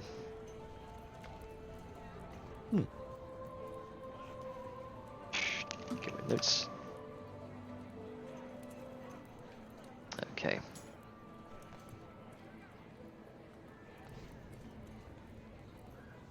Okay, so you kind of ding the bell, kind of wait for a moment. You hear what sounds like the whirring of machinery, and kind of almost like someone playing some sort of someone using some sort of drill-like implement off in the backside of the establishment. And you see a small kind of spark, a small spark of blue. You see emit from the back shop entrance, and what looks like some sort of brief spark of electricity. That kind of sizzles some of the far side of the wall behind the kind of beaded entrance. You see kind of a plume of smoke, and then you see kind of stepping through a kind of sizzled at the tips of his kind of frazzled, spiked up beard. It kind of short auburn beard, kind of wild-looking hair, kind of travels down like this sort of mohawk formation. You can see he's dressed in a strange, how would you describe this strange outfit combined with it's like blue overall, kind of white shirt. You see these strange-looking, metallic-looking pauldrons off to the side, and kind of long brass rings in his leather gloves, large thick leather belt, kind of looks like brass capped boots. Yeah. Descriptions. Long. It's okay. Keep going. He's Finish describing your character. He is wearing some sort of head implement, and he's a large kind of glowing blue goggles. And his left arm is entirely mechanical. You can see kind of sparks of electricity kind of jumping from these two strange kind of orbs from the gauntlet. It's like how would you describe it? This sort of, you know, those foam Hulk gauntlets. Yeah. Yeah. Yes. Pretty much like that in brass. Interesting. Okay. And he kind of lifts his large kind of gauntlet, and he kind of thunks what looks like another similar gauntlet on the front counter here, and he kind of looks over to you, Simon. Hey, what can I do you for? My compatriots. Sorry, what? Oh, it just seems as though he was working on a secondary gauntlet. But go on. Okay. So she is going to come up and in Dwarvish say, Dune's heart be with you this day. My compatriots and I are here to look for a bag of holding. We have need to transport quite a many things that weigh quite a lot without having to bear the burden ourselves. Do you happen to have one? A bag of holding, eh? We just got one right on the very end of the shop there. He kind of points over to the bag that you were looking at. Let me go grab it for you.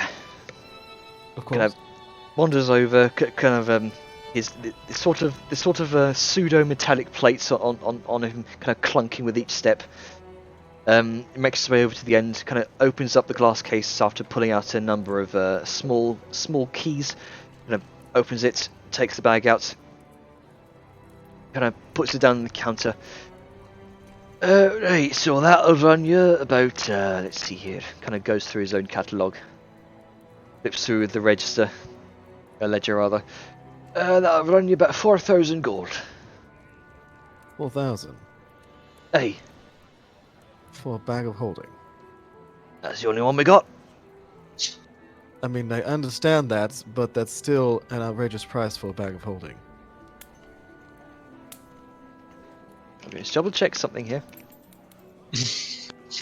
I think it's more like 400. Did you pull a knick-knack? Did you add a 0? I think that's the case, because it's only uncommon. Unless you're doing something specifically to make transportation hard. Let's see here. No, that's not 4,000. Sorry, my bad. Wonky ledger. That'll be 400. That's That seems a bit more right. Though.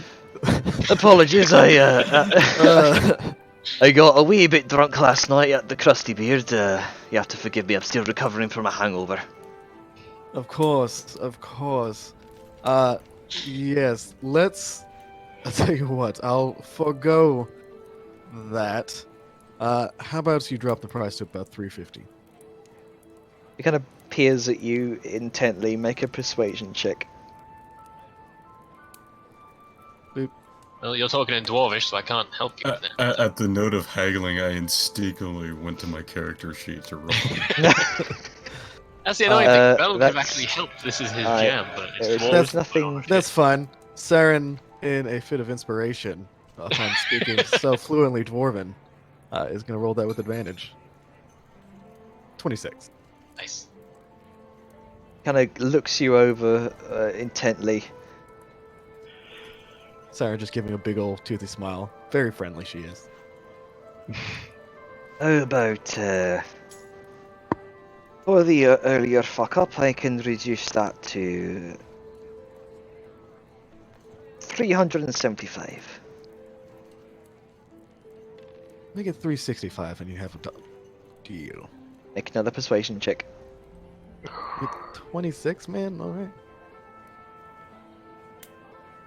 This one will be normal. It is a dwarf.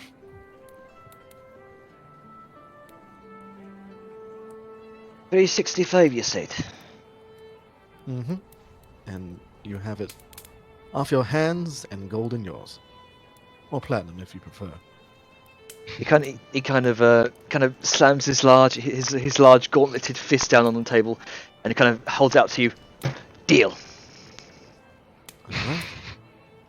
Siren will first look at Vellum. Do you have that? Do I have what? I don't talk Dwarven. Oh, sorry. Do you have 365 gold? Yeah. I do. Do you but have it and are willing to spend it? It would mean Balth doesn't get his upgrades. Balthazar doesn't get his upgrades, you said? Yes. It means he ain't getting his fancy new things. Unless I want to have a very awkward talk. I mean, that would be interesting to watch too. Let's just say you owe me. And then she's going to turn around and pull out three. Before the second she says, let's just Pull say out. you owe me, Vellum slams his coin pouch down on the fucking desk. In the appropriate amount. Yeah, no.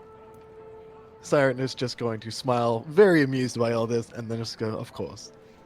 How much was it again? 365 gold. Christ, that's most of my money. Alright, let me just have Roll20 do the math for me because I nabbed it. You put only you the knew. Vellum in the situation. Platinum? If only you knew how much money Denying Siren the had. money. Yeah, We can guess how much money Siren has by the fact that she's kitted out in new outfit and not blinking a fucking eye. If only you knew. It was 365, you said, yeah? Mm-hmm. Would have been 400, I have 8 but I gold. talked him down. Congratulations, Siren just allowed you to purchase your own bag of holding. Yeah. Well, I mean, Vellum's not stupid. He knows she probably forced a deal somehow, so he's getting the better end of it. Played yourself. Okay. I mean, so- it was. I imagine it was very much like Siren comes up, she's talking to the guy in Dwarven, he comes back, pulls out the bag, and then there's just like a quick back and forth. They're just like, and then it's just like a quick, like bam, bam, bam, bam, bam, and then Siren turns. It's like, do you have the money? So it was. I imagine it was like a very quick art of the deal, just like Yeah. quick back and forth. And at the end of the deal, he kind of clasps your hand in his kind of mighty, kind of gauntleted fist, double clasps your hand and kind of shakes hard. Very strong grip on him, and yes, you have to kind of wrench your hand free for a moment. Siren or Vellum? Well, whoever's shaking his hand. I think it would be Velm because he's the one Yeah, giving it's him his, money. it's his Yeah. fucking money. Yeah, yeah. Yeah, Velm will shake because it's the business polite thing to do. If you ever want to come by, purchase some more magical items, just ask for Dumadar Sparkbeard. Yeah, will do. I'm curious what Nergal is doing. What is Neril doing? Just randomly looking around the shop, not for anything specific. Looking for goodies. I mean, you do have a big chunk of money to spend now, so fair enough. Not really. Grunk hasn't given Nero her the share, so she doesn't have I mean, much. didn't we find a whole load of money in the Dragon Cave? That got Yeah, planted. but nobody got that from Balthazar. Ah, fair enough. Yeah, so He hasn't actually given that money to anybody except the Liska, because uh, Liska Lamppost. demanded In it. fact, let me. Yep. I'll give you an image of Dumadar. Dumadar. Dimadon, Dimadome. Oh, Owner of the over the Doomsdale. Doomsdale. Over the Damn it, Dun damn it. Hollow Dimagauntlet. That's right. Dumadon! Oh, that's hard, right. hard. Like I Wrong. haven't heard that before. Oh, you've heard of the Dimadomes. Okay, Dimmer, damn it. Dumadon, Dimadome. Oh, the Dumadon, Dimadims. but yeah, Knick-Knack is looking for magic goodies, I guess. No, not you. Just literally looking around. Oh, okay. Nothing specific. You alright there, Nero? Yeah, I'm fine. That doesn't sound like you're fine. While he's talking, he's he's basically opened up the bag of holding and is slowly feeding his current bag into it. Like, not even unpacking anything, just. A bag within a bag. Just throw the bag into it. Yeah, it's the equivalent of putting your shopping bag in the fridge. Does it smell like new bag? Smells Put your like head in- something. Put your head in there. It smells like new magic item. Saren is also as Dumadar walks away, Saren's gonna lean in and to Velum say, at some point in time I would make sure to turn that inside out. Why is that then? Just call it being prudent. That does not help me whatsoever. Sarah just kind of shrugs, like, fine, you don't have to if you don't want to. Just a suggestion. Yeah, but why? You'll find out, Because possibly, if you do it. Because And if then she there's just kind of anything in the walks out. bag, it will fall out if you turn it inside out. What, you think there'll be someone in there already? You never know when someone hides a body. And then she just walks out. Right, well, while he's talking to Nero, he is going to take his bag back out and turn it inside out. Okay. You turn it inside out. It's a mimic. Surprise, motherfucker! It's not a bag of holding, it's a bag of devouring. Garistro falls out. No. From what you can tell, you turn it inside out. There is nothing falls out. Well, Besides your own bag, yes. Kind of, Well, I took that. kind of clatters to the floor. Right, that's that then. But yeah, Nero, this whole hunter thing. Partially. Well, partially. What else is it? Private stuff. Private stuff I can help with, or Nope. Not unless you can turn back time. are you still regretting past shit? She doesn't say anything. Look, Nero, we all regret a lot of things in the past. I regret being thrown off a cliff. Definitely wouldn't do that again. But it's happened, and worrying about it now ain't gonna do anything good. Hmm.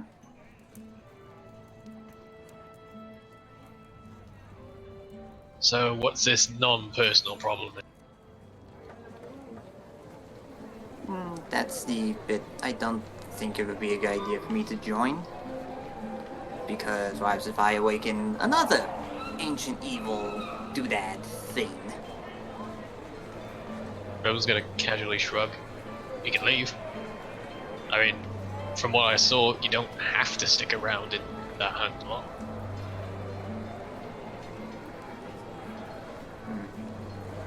True. It's basically... It's like a guild. It's a good idea to be in, but you don't have to be.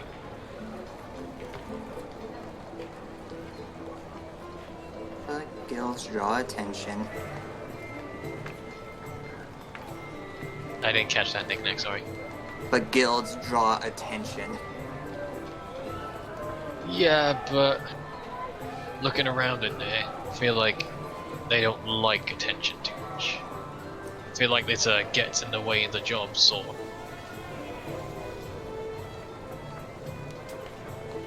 It's fine, I'll just have to keep thinking on it. Give it a day or two. No problem. You're alright to keep going? Yeah. Wanna piggyback? Do right now. You wanna piggyback? I'm He fine. says half jokingly. I'm fine. I can walk still. Alright. So, And, want to pant somebody else? Because I was going to have a very, very problematic talk with Balthazar in the earring about money. sure. So let's see. Yeah, just whisper me. Yeah, I'll just whisper it so we can get to other people. I mean, they're going to be in dispense for most of the day because they are crafting. I mean, maybe they want to talk about stuff while crafting. Who knows? Character attention. The range on your earring is about 500 feet, so you are currently out of range. Ah, right. Yeah, that's the issue. Same reason why Sao could not call for aid when getting stabbed. Mm-hmm. Yep. So, all three of you are currently... Vellum's not quite sure of that, so he's just going to fiddle with it and just complain. Yeah. So all three of... So, you wanted to go to the blacksmith, yeah?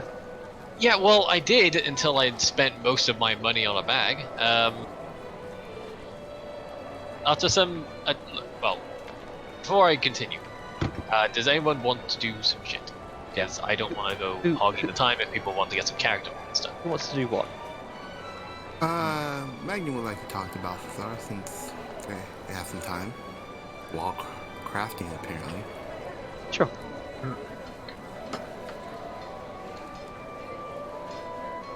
I'm just going to do what I need to do in the text. So don't mind me. And you'll just be following Vellum around. I mean, Well, we're all in the cart. I mean, unless y'all decided not to get back in. It's alright, it's just fucking pieces out. But, well, I bought it with my money, so I guess plebeians get to walk. You do what you do. So, Anyway, She just made the driver go very slowly beside them walking. She sprawls out. Not enough room. What was Magna saying? Alright, Magna, almost while filleting a part of the skull off, looks to Balthazar. I've come to my decision. But what you asked the last time. He's gonna glance around a little bit of the room and see if it's, occupied besides us. Pretty unoccupied right now. Well, alright then. Right, unoccupied besides the individual that showed you the room. He is still working on his dire bear at the moment, but doesn't seem to be paying much attention. He's tunnel visioned and focused in his work, it seems. Cool. He's switching to the demonic. Well, we at least can keep the language barrier between the both of us. Well, good, that is wise. Well then. Your decision. With some thought, I've come to the conclusion it's best to have you as an ally than as an enemy, to be honest. I rather there won't be any risks between us. Honestly, Liska is a grown woman. She can do what the fuck she wants. I'm a grown woman. I can do what the fuck I want to, so... You've joined. So I see you as much as an ally as before, as is now. Well, you certainly have some wisdom, seeking friends instead of enemies. I wish all around me could be as thoughtful. Wisdom yes. comes with experience, and I've made some very foolish experience to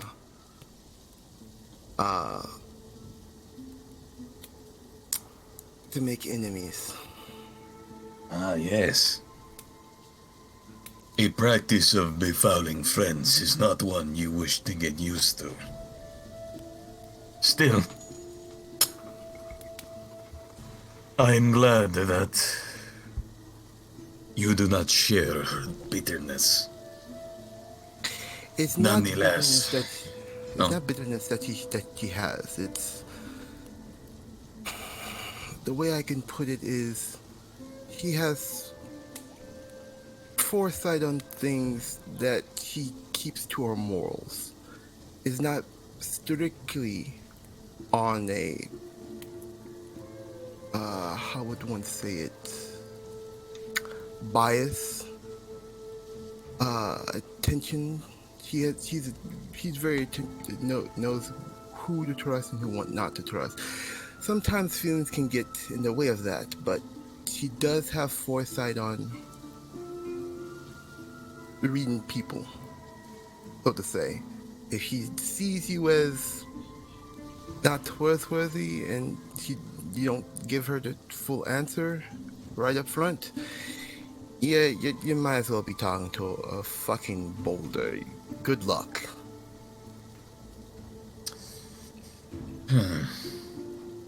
Well, if her morals restrain her, and she has foresight on judging others, yet she seems so hostile to me, do you feel she might be warranted in her concerns?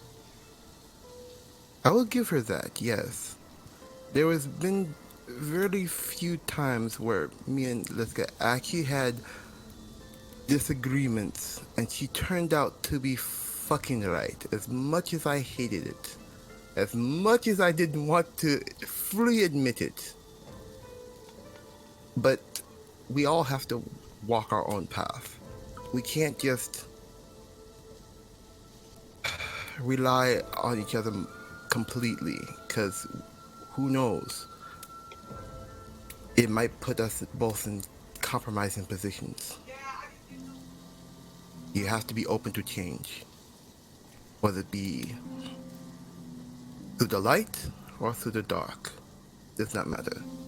As long as the greater purpose of protecting those that who cannot protect themselves.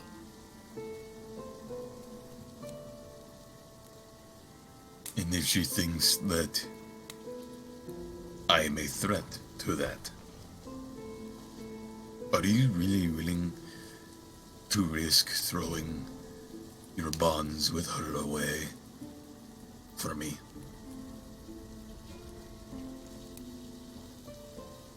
To be quite honest, no. But I still say this though. It's better to keep your friends close and your enemies closer. That's to also gauge when is the time to truly act and just to wait.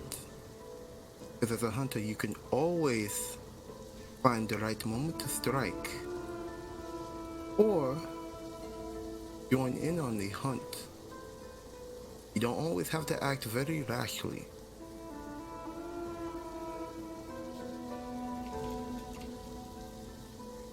This is a game with very high stakes, and you only get one chance. Like I said in the cave, cooperation and communication is key, but also knowing when and where to do things is just as vitally and as important. Of course. As he's holding the skull for a minute and helping her as she's removing pieces, his grip will relax slightly as he'll lean over this little tanning tub and get a little closer towards her. You have wisdom in keeping potential enemies close. She has wisdom in keeping dangers far from you. Here's my advice to you. Hold your fire close so you can snuff it with a breath, but don't let it burn your nose. After all, why do you think I'm here? And he leans back.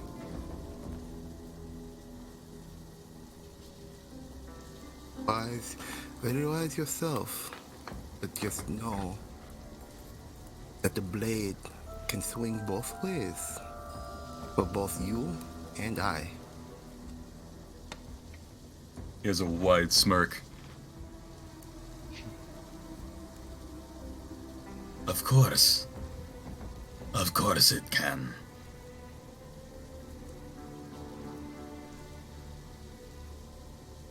His eyes will briefly flick on his arms that are holding up the skull towards his right inner forearm, and then back up to her as he has a slowly growing wide smile. Of course it can.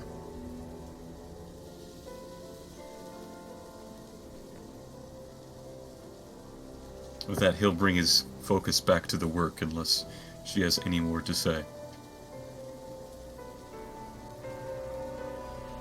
I do not know, maybe tomorrow night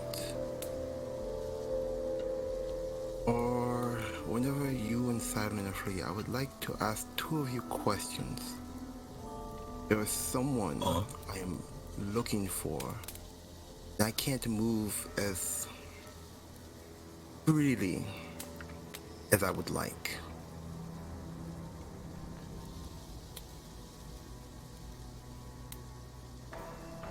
Call it a favor.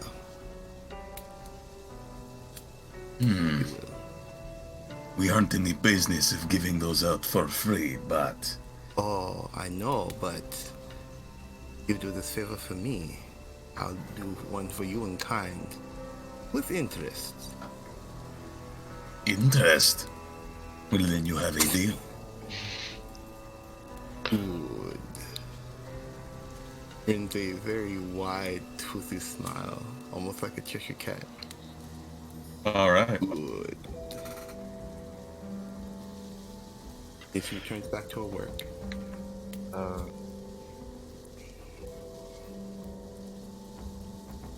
Okay. What's our Ducky and Grunker discussing right now? We were talking a bit about making a bag of holding. Yeah. Or how much it would cost to buy one. Mm. Okay. I mean... Yep. It's out. Hmm? You are running from some, right? As in with the stab. Yes. Sort Oh. of. Yeah. It didn't go too well, but how do you normally keep a profile?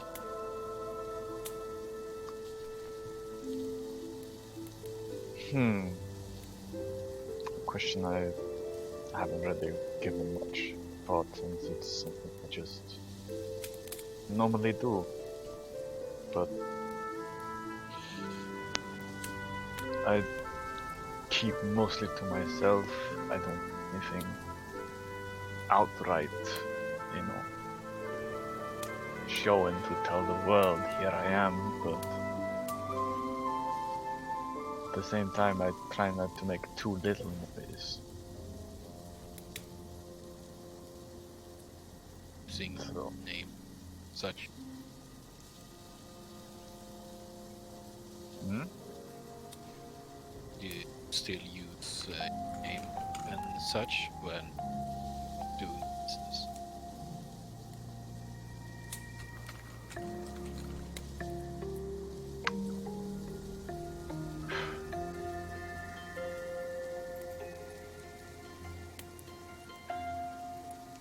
Could you actually repeat that, because I sort of half heard it.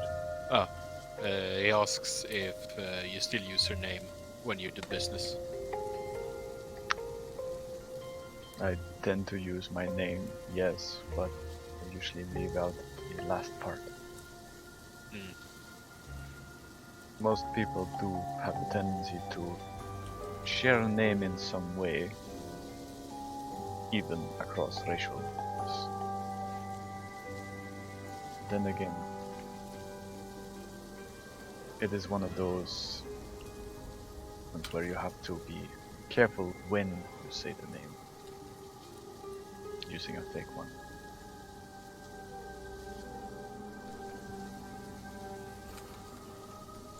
Have you got this close before?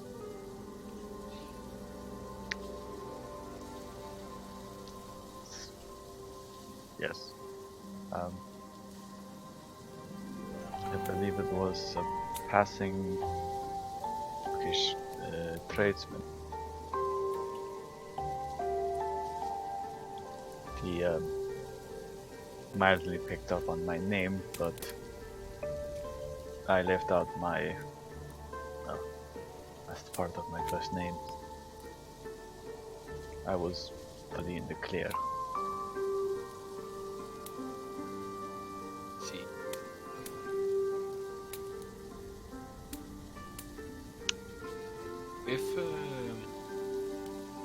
If you see any goblins around, do tell. I will. Not gonna lie, at first I thought you were, I wouldn't call it slow, but a bit behind. It is easy for people to forget one does not make impression. Then again, language is a funny thing. She sort of gives a smirk.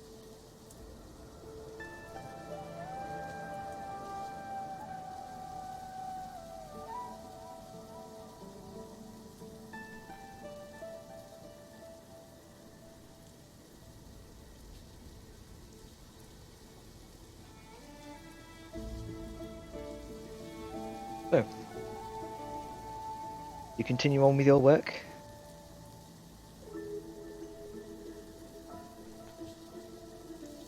It looks like there's a moment between Velum and Siren.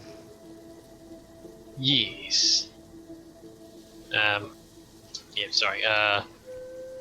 My brain is switching from text to words. Okay. Right. So yeah, that would be fine. He's still sort of not eyeing her up, but looking at a little uncertain what to do with this behavior and body language. But yeah, that seems fair. I doubt you're gonna try anything shifty with just something like this. Of course not. She's just gonna kind of lean back and just sit back in your seat. How much were you going to spend? Well, it depends on the quality of their metal and how much I can talk them down. But So how much I can talk? So how much I can talk them down? You mean? no reason we can't both talk them down. I mean, sure, of course, but you don't seem the glib type. I am a businessman, Siren. I own a business. I know how the business works. Yes, and then you got, what was it, blackballed? How'd that work out for you? That business? Blacklisted, and it was going well, even without the guild. Either way, I figure it's gonna be somewhere in the ballpark of 320, 325. Okay, that seems fair enough.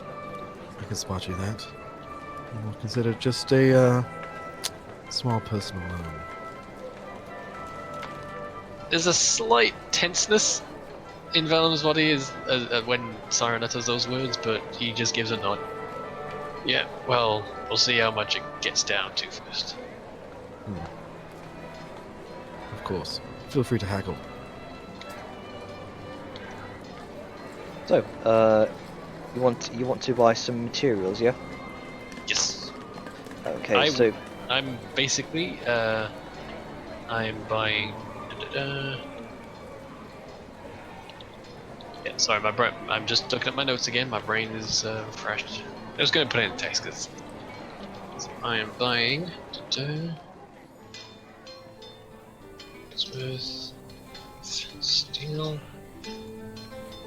Greetings gold. They've got it. Which comes out to the market price will be $3.19, but don't know how much they raise their prices by. So that's basically. So, just okay. 44 ingots of steel, gold. So that should be 319 gold. I've already done the math. That's total. A lot of that chunk is made up by the gold. It's 50 gold an ingot. Yep. Pretty pricey. I mean, the end result will be good. Okay, so you're following your directions you were provided earlier. Do you make your way back to Hammer and Home?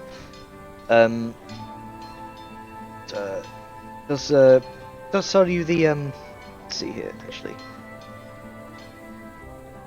Yeah, Bravik Cinderbait is his name, and he does offer reasonable prices for the materials we're looking to spend. And the total would come to around,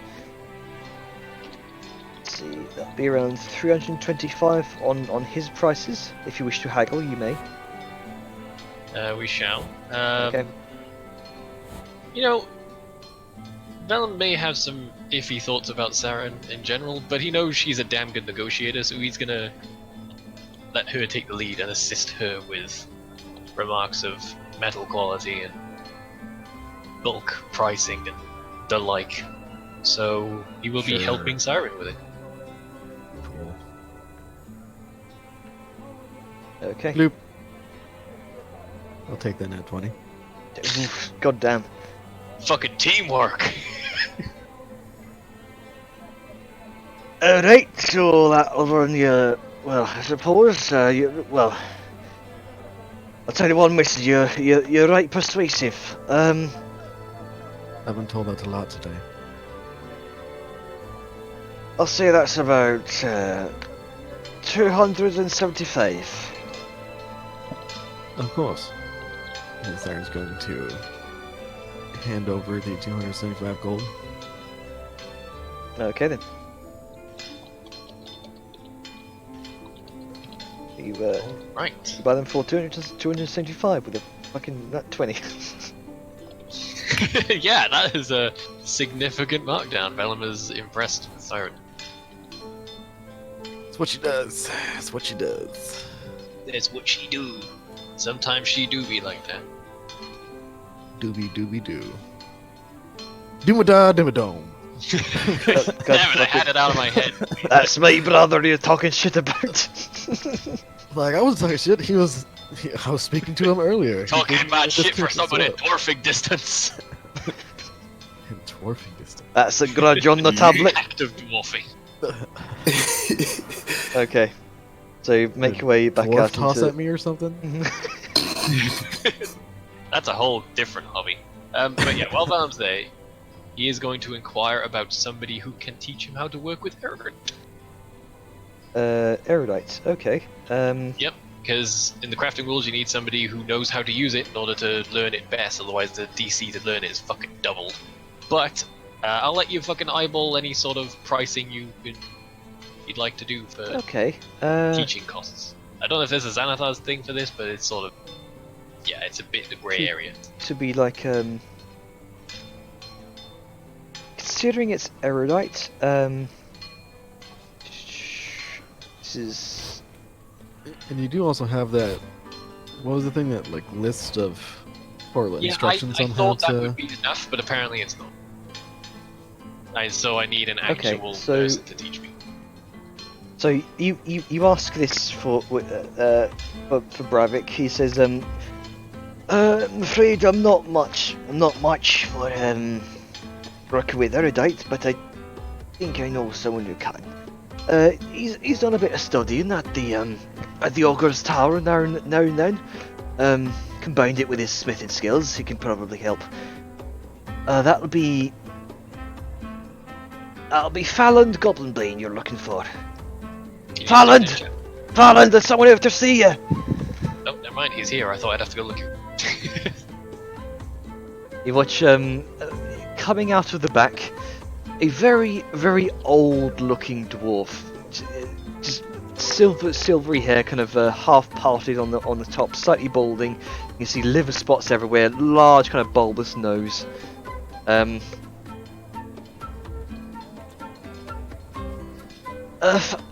Falland, you think you can teach us? You got any free time to teach this wee one about any sort of runesmithing with erudite?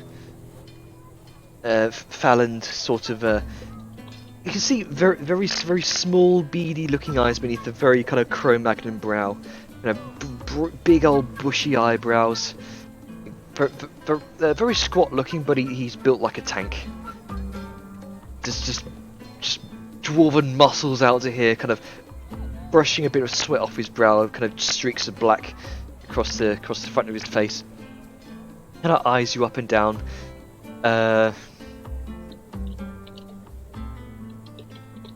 Make a persuasion check. Can do. It's one of the few things I'm actually really good. And now I said that, I'm gonna fucking jinx it. Nope. Not a bad roll. Not bad roll.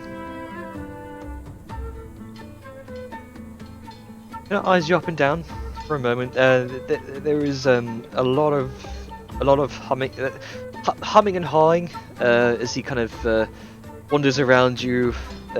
Takes a look at your arms for a moment. Kind of firmly grasps your hand and kind of lifts up your arm. Kind of pulls back your sleeves.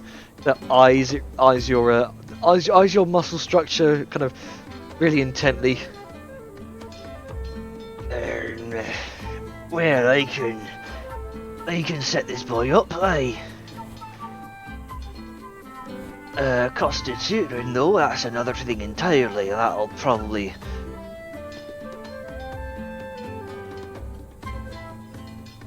Erudite. That'll cost you about 50 gold a month, that will.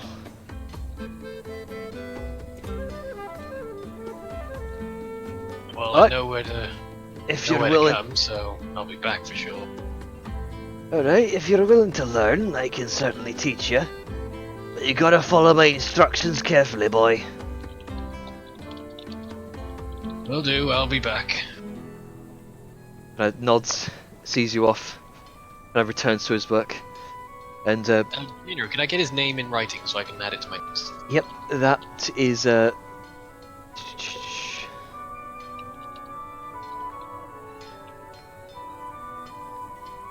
Baland Goblinbane. Well, better make sure he doesn't meet Grunka. Grunka will just die from allergic reaction. You gather he was very set in his ways. Oh yes. What a subtle man. Well, Smiths are anything but subtle. But yeah, Ed, I can talk stuff between sessions about how that's gonna go, and yeah, Sure. that'll be us done with this excursion, unless anyone has any stops they want to make. And if Nero has anything they want to do while we're out. Any fun places you want to go? Not really. Want to get some cotton candy? That's good. Want some apple juice? Oh, okay. Leave, Dang it, leave poor Nero alone. I'm Hey, It's all hey, in come on. She's an adult now. You shouldn't yeah, treat yeah. her like Oh that. yeah. But yeah, that's our excursion done. Fuck Okay. off back to wherever. I mean, it's gonna be. I'll say by this point, half of the day has gone by. The rest of you have finished your crafting for the day. So if there's anything you'd like to do as evening comes to you.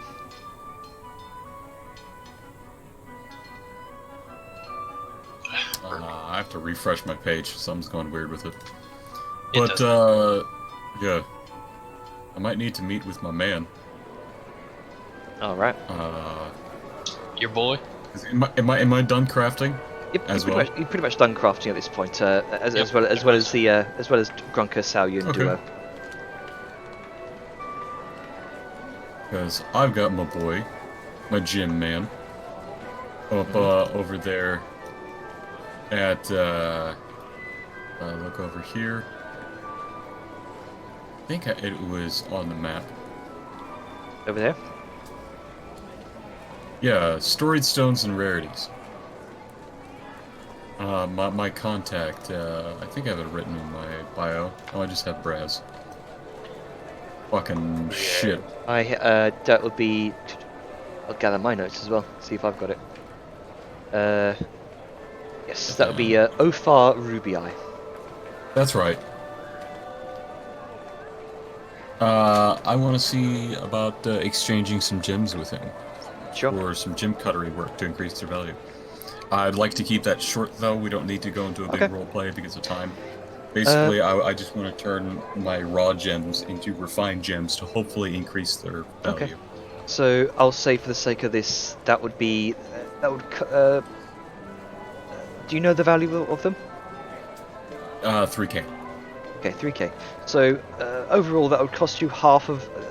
That would cost you 1,500 gold to cut them, and potentially sell them for an increased price. Sure.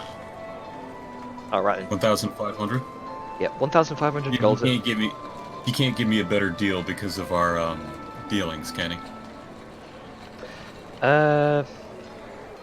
Because realistically speaking, I'm going to bring them back to him again to have them set in actual jewelry. So I'm Right. going to be doing returned business with him. All right. So I'll say go ahead and make a persuasion check with advantage. You're already in a sort of a friendly relationship with him, and that's what the advantage gives you. 18. All right. So we'll say for the sake of this, he kind of lowers the price down to about we'll say 1,400. Okay.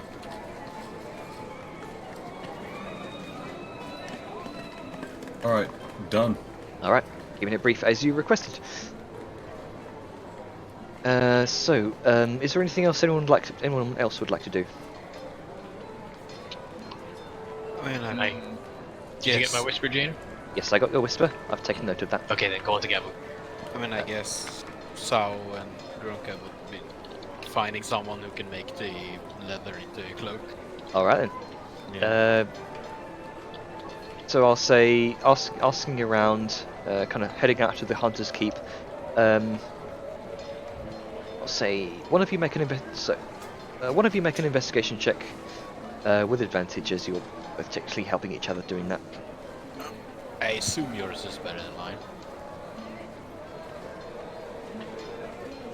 Mine's a -1, so. Is I that think here? I think the artificer has more intelligence than the barbarian. I hope so. Ducky. Is Ducko okay? Okay, Ducky? I'm here. I'm also helping a friend of mine who's trying to join the server, but Oh, there's right, okay. issues. Uh, So I've contacted. Okay. just DM me the name and I'll sort that out. I'm actually having Duke on it. Okay. Boy. So, Yeah. one of you roll an investigation check to find a tannery. Well, wouldn't it be a actual leatherworks? Sorry, leatherworker. My bad. So who's rolling? I assume Sao is. Give me a hot roll. Yeah, because I assume you have a higher intelligence than I do. Yes, I do. With my spell casting. Yeah. Investigation. Yes, please. With advantage. Yeah. 15. Okay. So you do find a place owned by someone called Hodrick Ashbrick,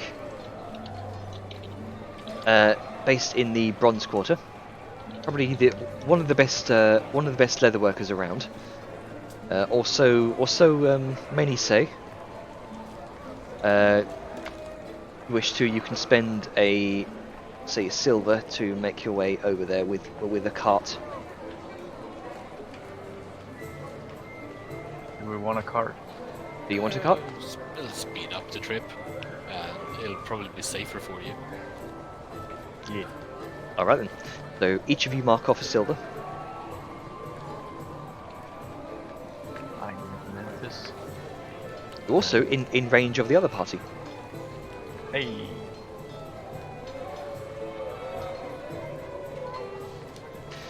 So we'll say, for the sake of brevity here, let's see, with the hide, that definitely lowers the price of the price to make this cloak, and considering it would be a magical cloak.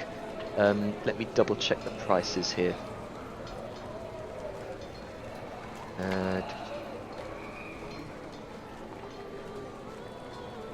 Because it's armor. It would effectively give you resistance to cold damage. This would be enough for one cloak. Let's see.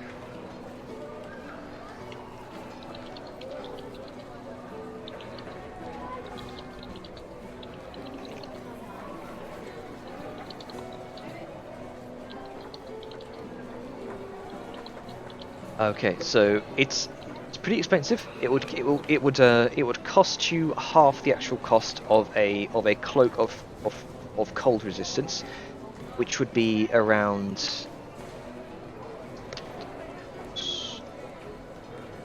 Prices. There we go.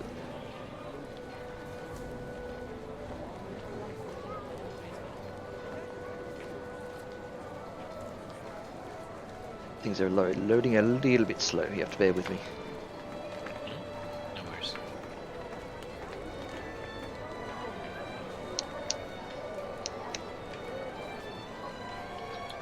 Okay, so that will cost you about since it's a cloak and not armor. Cost is lower, but it's still half the price. That'll run you about 2,000 gold to kind of craft this this thing into a cloak. 2,000 gold. Yes, and it's going. That's a lot of money. Yep, it's the thing that gives you a resistance here. Yeah. Okay, so that'll cost about 4 days to complete. All right.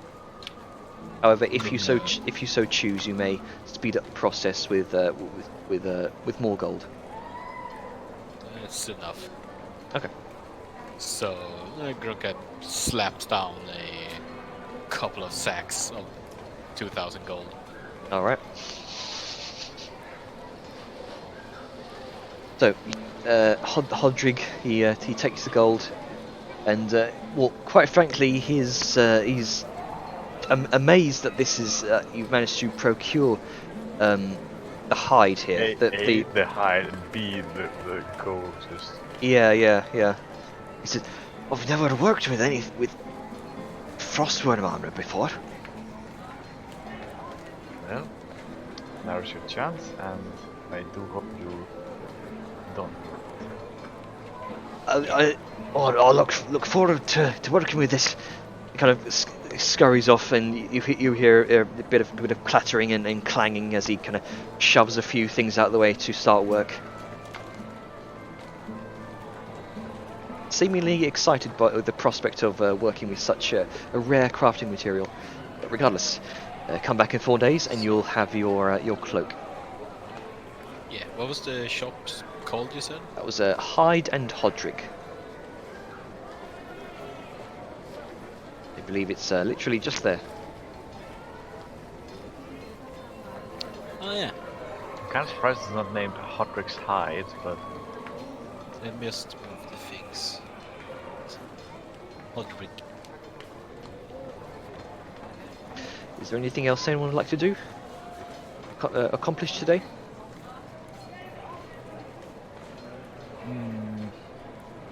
can't really think of something Alright. now. Maybe Nero wants to do something. Yeah, what does Nero want what's to do? Nero want to do? You've been quiet all session, Nero. I know. Kind of getting worried. Why? Because we fucking care about you. We're a friend, you bitch. Scream!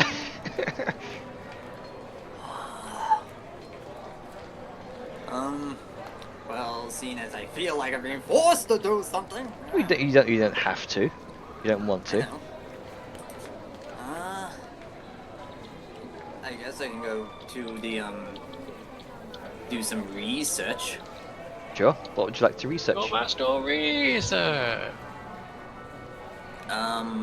That whole weird pseudo dragon transformation thing here. Alright then.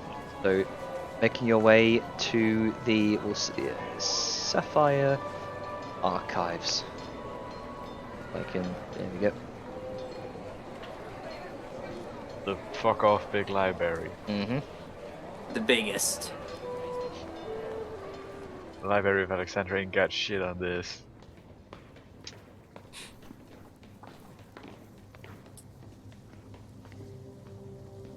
Okay, so you want to do some research on this strange transformation that you seemingly encountered during your fight with Crothis. Yes.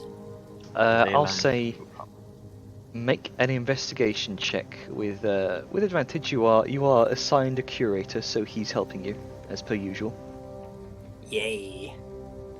I need it. 18. 18. Okay.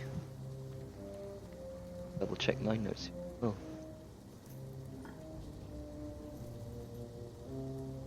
So, from what you do know, you do take your time researching things that you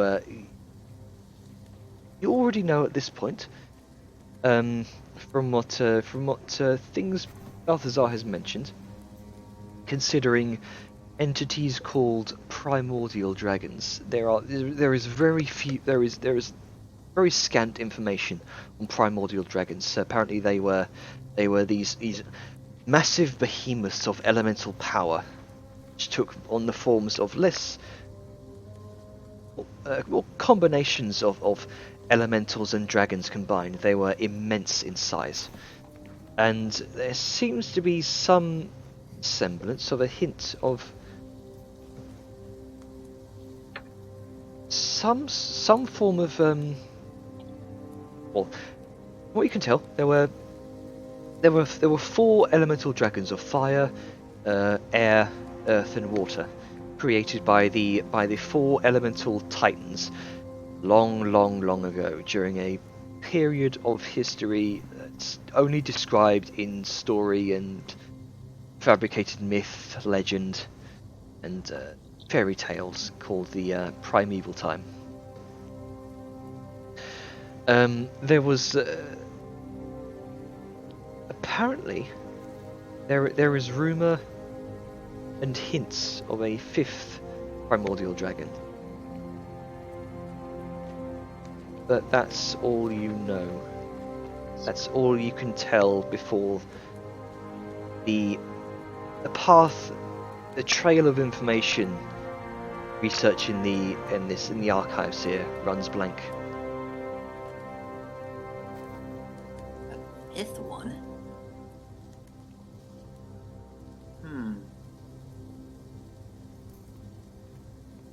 Okay. Well, I don't have much else to research, so I guess I'll head back. Alright then. You'll make your way back to whereabouts? The Keep or the Golden Lodge? Golden Lodge, seen as a non-member of the Keep. Alright. Making your way back to the Golden Lodge. Who's left here? Balthazar, what are you doing? Boning Magna.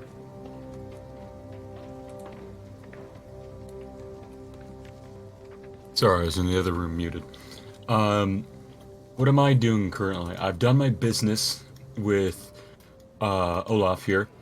I will return to the group then. Did he say how long it was going to take for that? Actually. Because I don't think he did. I just want to know when I should return. So, with that many gems, it's probably going to take quite a while.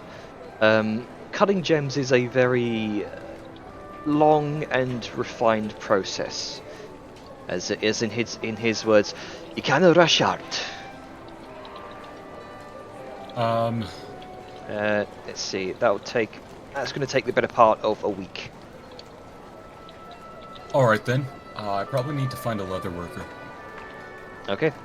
Well, I'm hauling the 2 fucking wings. Yeah, you are getting a myriad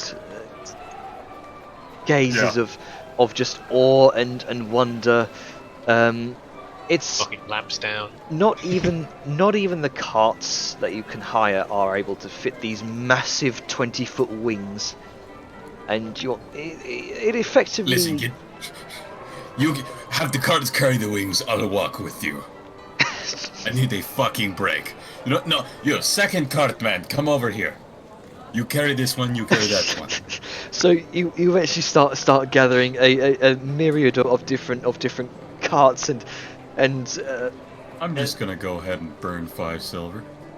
Yeah. Well, make a persuasion check first of all.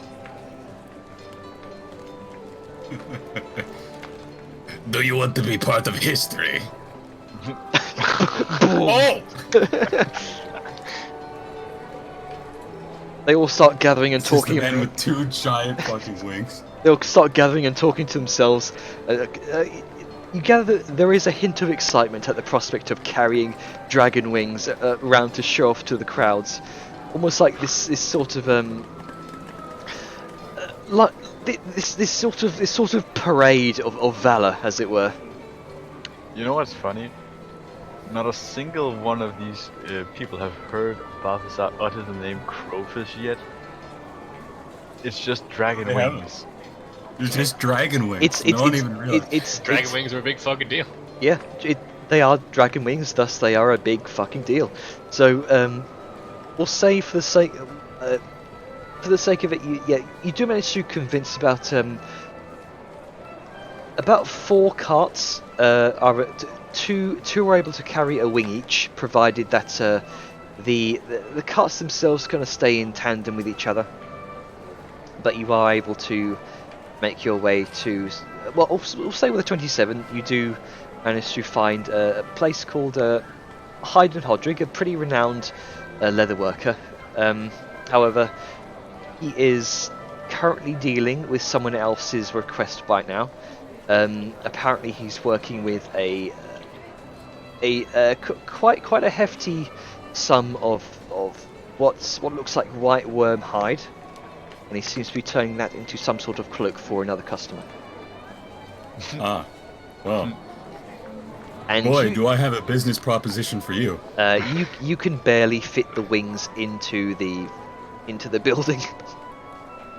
Yeah. If you can, lift the other end. No, we have to do it at an angle, twist. Right. Okay, Sorry. there. No, Alright, no. good To me. job, To you you. fucking- To me. To you.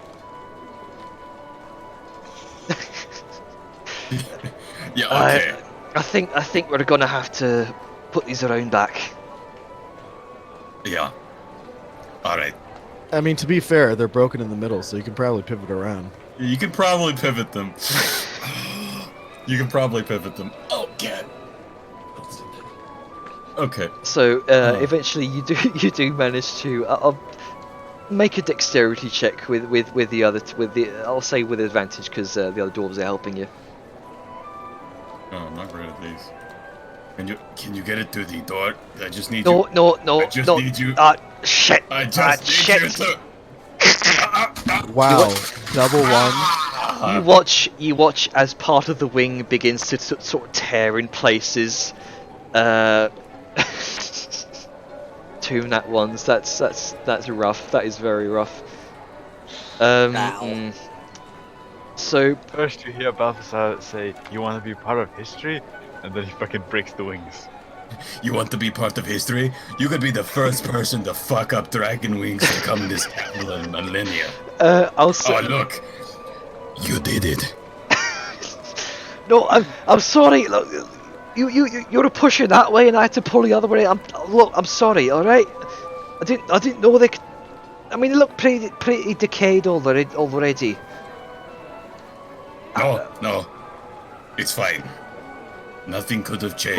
Look. You have dwarven-sized doors for dragon-sized wings. Look, there's one dragon wing which looks like it's relatively untouched. You could probably use that one. Look, I'm sorry, alright? I've never seen dragon wings before. How the fuck did you get these? Oh, we just got back from killing Crothis. Oh, Sure. you know, just Do you know who he Crothis. is? Sure, right. He says unbelievingly. Well, I mean, Like, is there another white dragon around that would have the fucking like has evidence in hand? Nah, you son of a bitch, you're lying. you can't do it. Well, where did those come from? Those broke so easily. How do I know those are counterfeits? And you're not just playing us for saps here. Well, I mean, they're pretty fucking decayed. Tell you what. I will put my honor on the line. If you're insulting it, you put yours. If I can prove that this is Crothis, you'll make me 2 cloaks, 1 of each wing. Oh, I kinda. And if you can prove that they're fakes, I'll give you 20 platinum. He says, well, I kinda make a cloak from one that's fucking ruined already.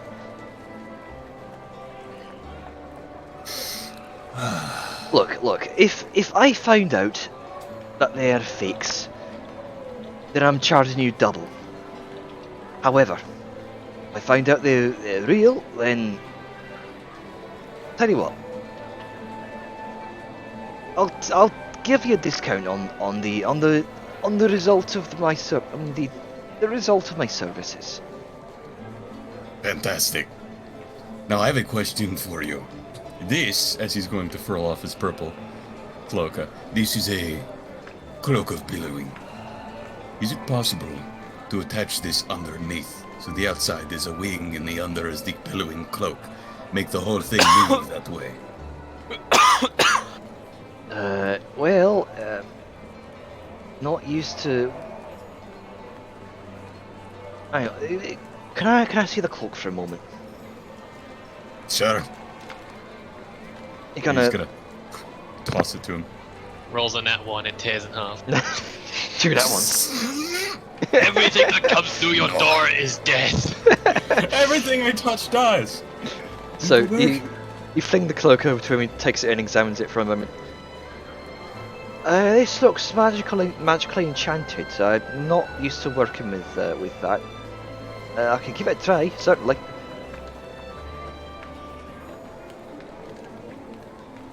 Let's see.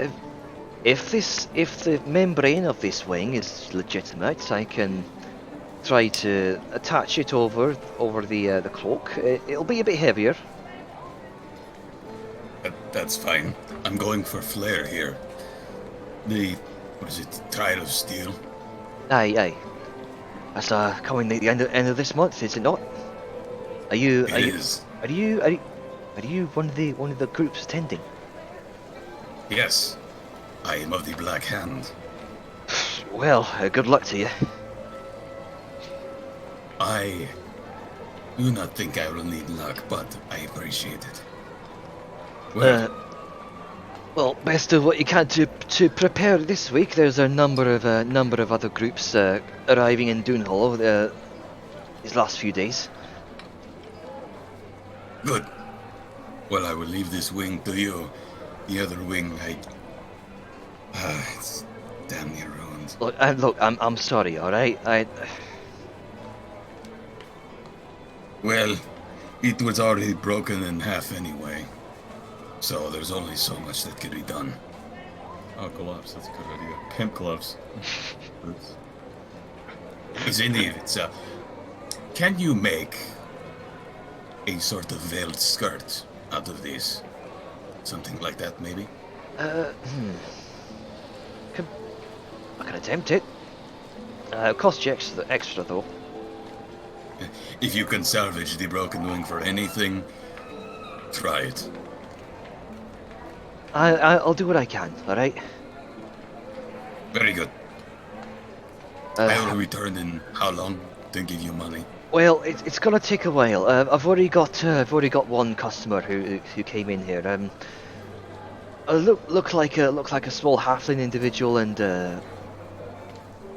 woman with greenish skin.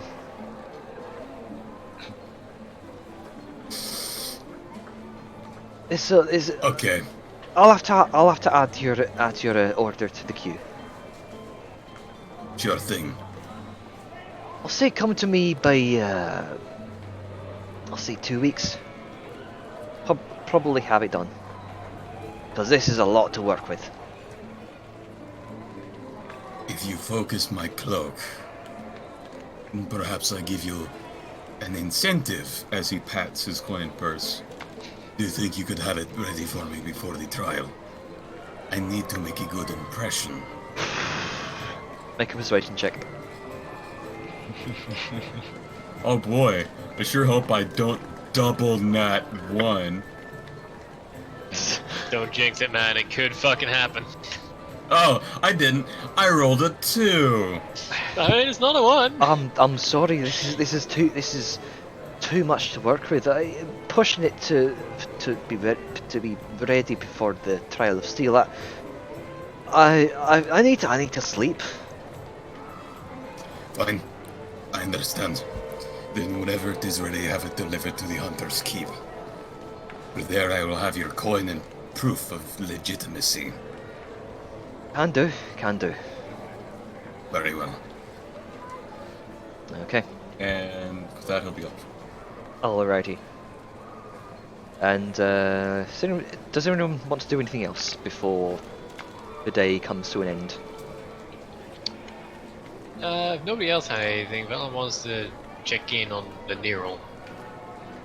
Aren't I still on my way back, or did I actually make it back too? I mean, we were all together, so I imagine we arrive at the same time. Oh, I thought I split off to go to the archives. Oh, right, yeah, you were going yeah, off to the archives. you went I guess to go it'll be to the later archives. at night then.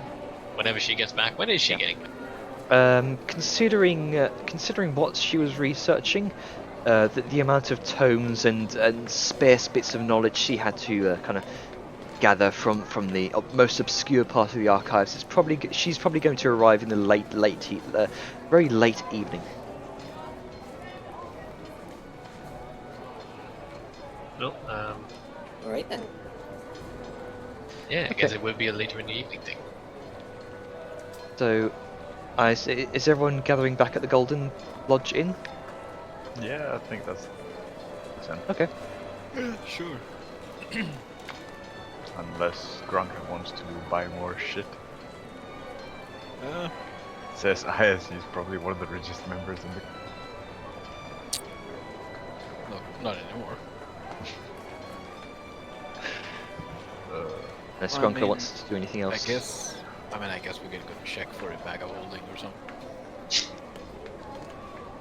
If you like. I think we'll do that the next day. Yeah. Okay. So you all begin to make your way back to the Golden Lodge. Where you all meet up with each other.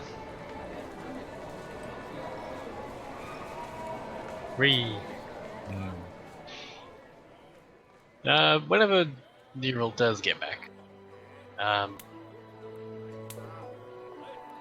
Hey, you got a minute? Yeah. Well, Don't before have that, much. before that does happen, you all, as you all kind of settle in for the evening for a moment, you hear a series of knocks at the door. I'll get it. Give me a. I'll talk in a bit, Neural.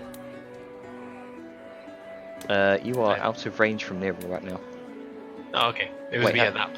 am Okay, I? sorry. I'm Uh, getting the timeline confused in my head. Yeah. At that point, yes. Assumedly, it's basically just Vellum and Siren at this point, right? Everyone's out doing their own thing still. Well, I imagine everyone's gotten back. It's Nero who's staying out late to the in the Sapphire Oh, right. Archives. Yes, she's getting back later because of the length of time. Okay. Yeah, yeah. Well, Vellum's hanging around anyway. He'll get it. All right. You open the door and you see almost kind of barging her way in, the familiar visage of Varish Rasmund. But all right, come on in then. I guess. A little bird told me what you wanted to see me. Yeah. She kind of looks over to the rest of the party, sans Nero. Depends on they are, but Well, Yeah, where is everyone right now? yeah, because if there's other people in the room, Vellum would have made a point of like sort of scooting out in the hallway the second he saw her. But yeah. Atlas, have you returned to the Golden Lodge? Yes, Okay. Siren, I'll are be you? returning. All right. Without wings. Okay. As many people do. A is wingless demon? How curious. How freakish. is Siren in the lodge? I mean, if Vellum is, yes. Okay. Yes, I imagine she's in a room though, right? Yeah. That's a usual lurking spot. That That was a question, not a statement. Siren, Is she in her room? Inside shit. No. I inside the air.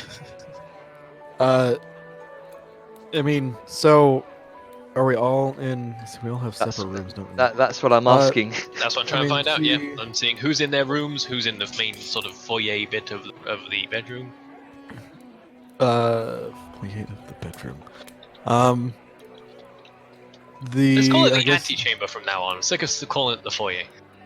Well, I mean, so just quick question, because apparently I don't remember this. Are we all separate rooms, separate from each other, door adjacent? There like, are door adjacent to the hallway, or is there a singular large room that spreads off into multiple Okay, so separate there's the rooms? hallway, there's the antechamber, and then there's all of our rooms connected to that antechamber. I will fucking draw your fucking shape. Yeah, time for a jam. I mean, if you said if you didn't correct Vellum, so I guess that's how it is. So yeah, she'd probably be in the antechamber. Okay. Well, in that case, And the door is would there. peek to see who it is out of natural, totally normal cautiousness. And seeing it's her, he will scoot his way out into the hall Okay. and close the door. Uh, Hey, yeah. Barish kind of makes her way around the table, kind of sits down opposite, Oh, kind of steeples her, he's her trying to. fingers. Yeah, I guess she's still barging. Just trying to scoot the conversation into the hallway so it's a little more Yeah. A little less suspect, but if she's coming in anyway, I guess I can't stop her. She completely ignores your desire to keep this in the hall. Right. Anyway, in that case, you just... Woman does what she wants, apparently. Yeah, she clearly does. I mean, kind of admire it, but goddamn. Anyway. Yeah, I did. Yeah. Just, sort of peering around to see who's about. Just a couple of things I wanted to ask about this tournament. Probably want to sort gestures to one of the rooms, implying that he would like a more secluded chat. She kind of grins for a moment and then kind of gives a mocking, "Well, I am flattered, my dear, but I am married." There's a bark of laughter from Siren in the corner. That is, he struggles to find the words in trade tongue for what the fuck he's feeling right now. Just exasperation or something. We just get this done. So, my birds tell me you have concerns about death, yes?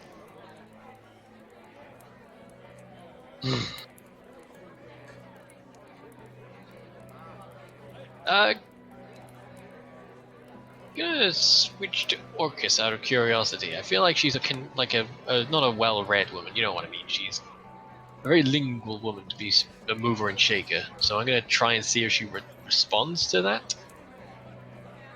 If not Orcish, I'll switch to something else that I feel like other people might know too well. But I'm gauging her reaction first. Does she react to Orcish? She seems to react to it. Right, conversation is in that. Yeah, the whole point was maybe not to freak people out, but anyway, yes, that is why I asked to talk to you.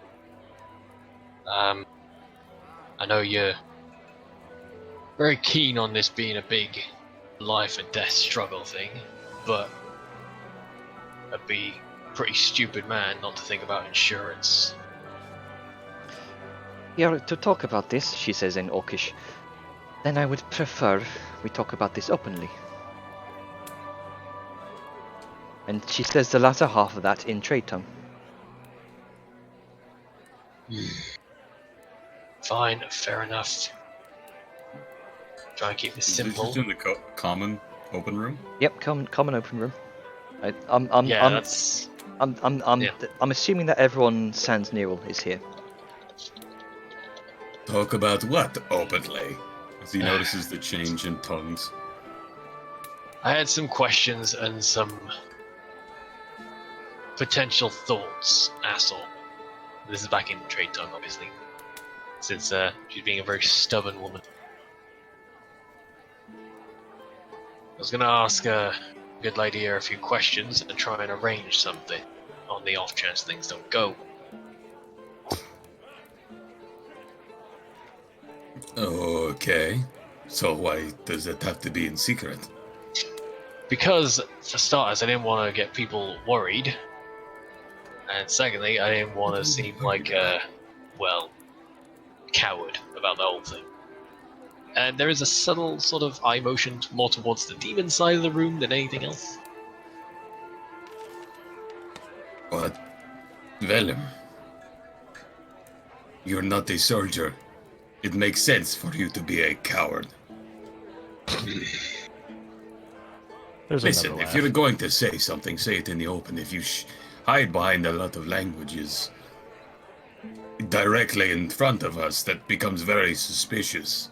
Yeah, I had hoped to do this a little less publicly, but, well, here we are. Anyway, back to the point at hand.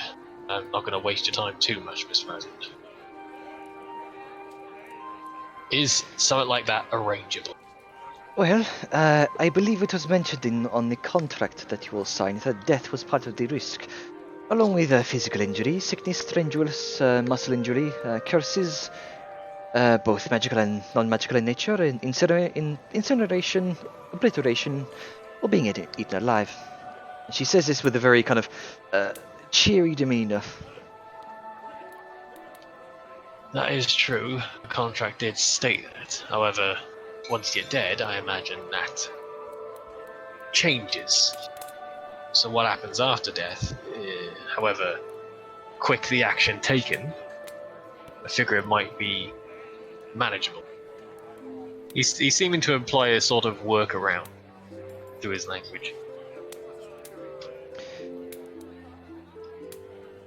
Well, by all means, if you wish to make changes to the contract, that can be discussed. But I would prefer that the entirety of the Black Hand be present for such things, not just you and your compatriot there. We have changed it once before. It is by no means binding until death as it once was. But I am afraid the contract is binding to the entirety of the group. If you do not feel comfortable in the contract, then by all means persuade Not the trying others. to change the contract or get out of what's going. I'm still gonna go through with it, even though I'm a +1. But I feel as though once you're dead, then certain things no longer apply. Actually, you're right. You're the +1. Do you still have the contract? I don't think you're actually signed, Vellum. It makes sense because you're not part of the Black Hand. Well, it's not for my mercantile business, but still. Out of character, I don't remember if he did sign it. I think you sort of. He was not there, and then He Siren wasn't there. signed for him Or if it because was signed on his behalf, as well. yeah, I mean. because watch they as, were his bodyguards and You watch taking as care of his life. Barish kind of flicks her hand, and there is a wash of sort of kind of pinkish magical energy as the contract appears by her side. It kind of drifts over to her hand, kind of lays it down on the table, and there you see your name, Vellum, not written in your handwriting. Yeah, that sounds about right. He is still he's peering over the contract, but sort of giving pause for anyone to chime in if they so choose while he does so.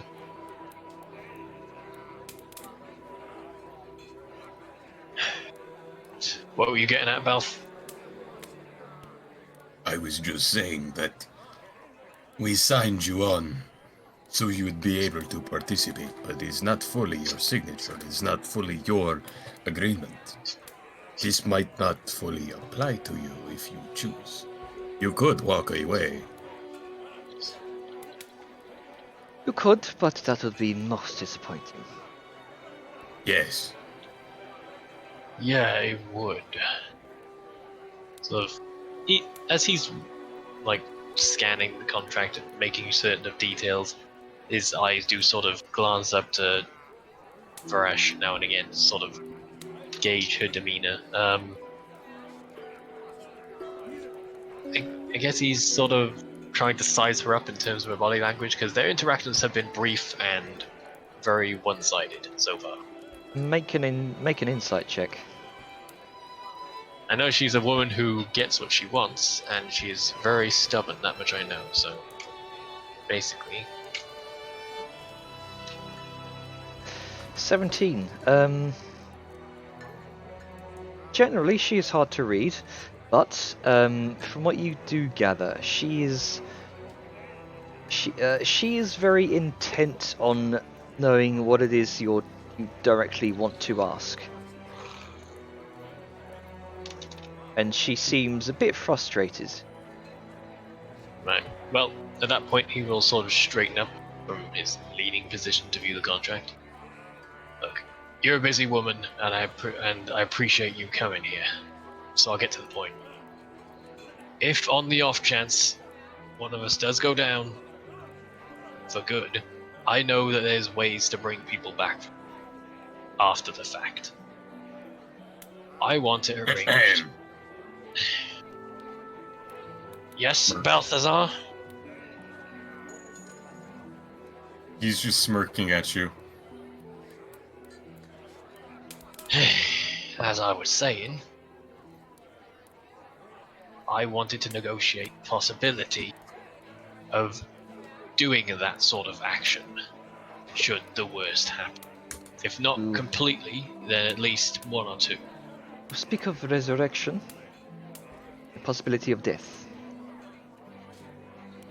Along those lines, now, for normal people, that'd seem completely impossible or far-fetched. But I know enough about you that he sort of gives not so much She kind of leans back in her chair a bit.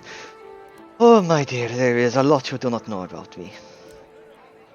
She says this with a wry smirk. Woman. Sorry, did it get cut off what I said, or do you want me to repeat it? I just said she says this with a wry smirk. Okay, well, anyway, he sort of his body language just softened to a more amiable approach as opposed to the sort of rigidity that came with discussing particulars. What I do know, Miss Rasmond, is that you are a very resourceful and determined woman when it's something that benefits her. Oh my dear, So- flattery will get you everywhere. But the question is, he seems unfazed by that. The question is, would that be something you are able to do? Make a persuasion check. My kingdom for inspiration. Okay.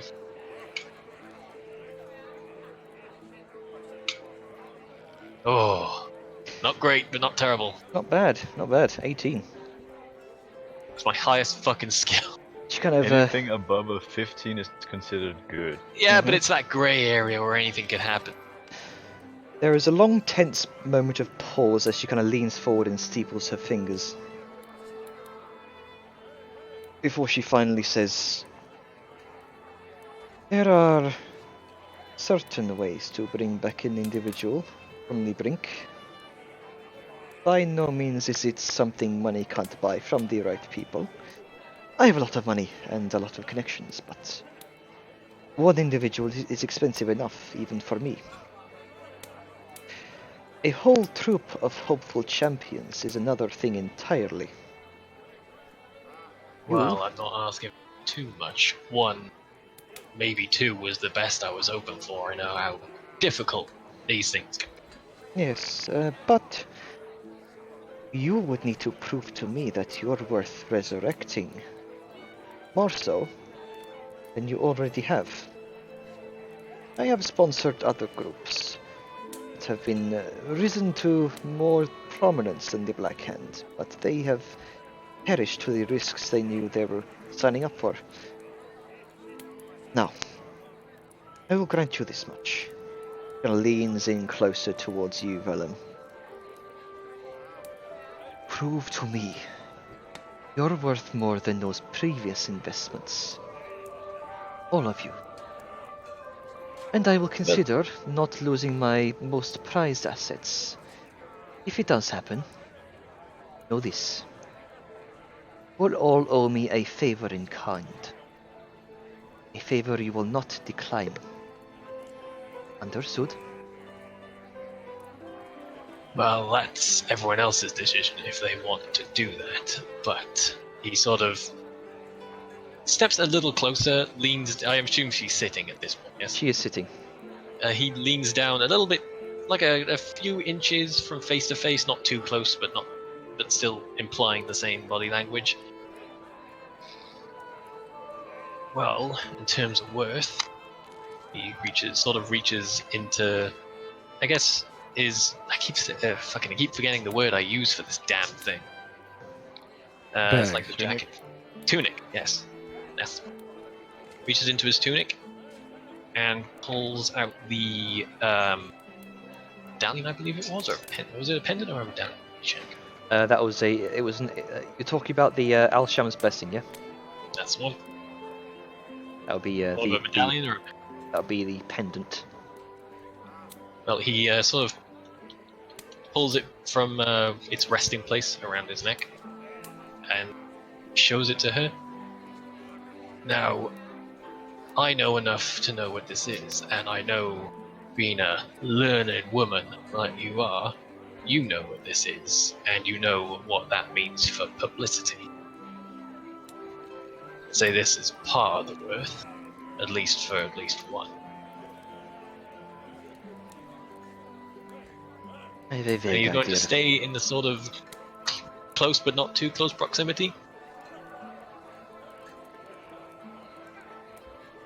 I have a vague idea of what that is, yes. And risking your death, I may individuals of that faith may not look upon me favorably if I let you die, but still, a favor in kind. I only need the one. And he puts it back in its resting place and straightens up. And he will start sort of making notes of his own. So if anyone wants to chime in with their own thoughts on this matter, then go right ahead. He will be doing that. Sao gives a sort of vague look as she passes by for a moment, before sort of chiming in after having heard with half her ear. What Vellum is trying to ask you is, more or less, if in the case that it's about to die, what is the insurance? The insurance is, well, me making the necessary preparations to have you risen from the dead. However, you die during the trial of steel, for example, you automatically forfeit. As one would presume that dying. So be wary, if you die, then our interests are jeopardized, shall we say. Well, we just got back from killing a dragon, so I do think that dying would be the last thing we want to do. Her demeanor kind of immediately changes to a sort of cheery type, and she kind of gestures to you, saying, "That is why I put my faith in you, Blackhand." Sao sort of stretches a bit, pulling her arms behind her back.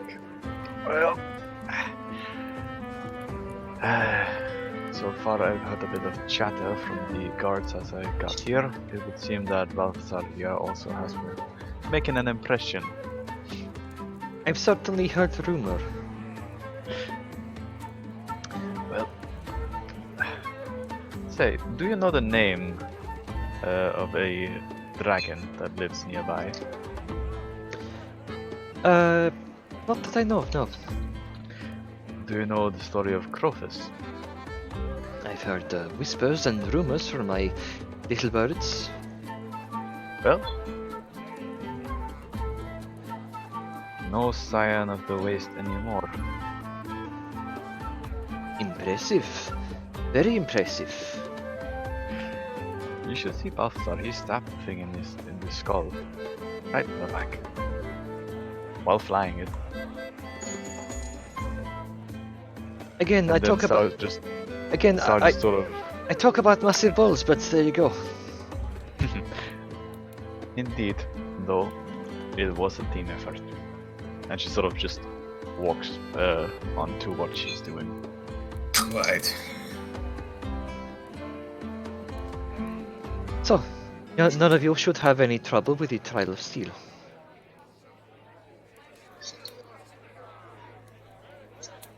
If that is all, then I must take my leave. I have many preparations to take care of. And I would also advise all of you to prepare as you can. Trial of Steel is known to claim many lives.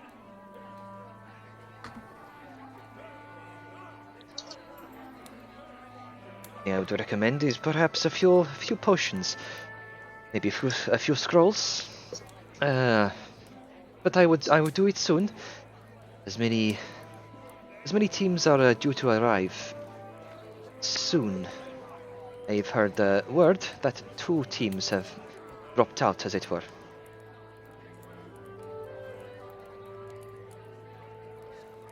Perhaps you would like to know the names of these teams. Couldn't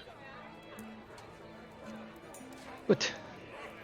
I expect all of you to be as prepared as you can.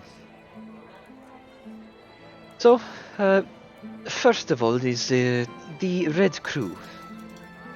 They hail all the way from Fortress Croth.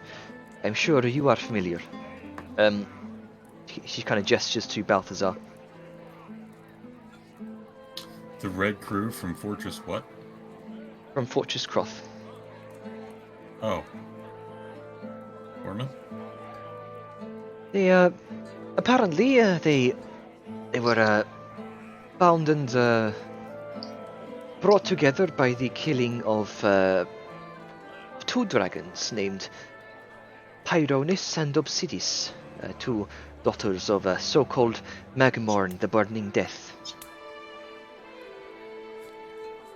Seems you also have accompanying dragon slayers to compete against. Just hear how that goes. There are also the Iron Guard Mauls, a group of Iron Guard who have bounded together over the years in order to compete in these such competitions.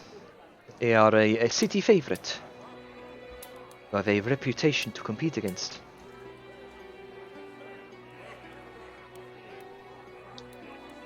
Of course, hailing all the way from Vaskir are the Northern Slayers, some of the best, how you say, barbaric individuals.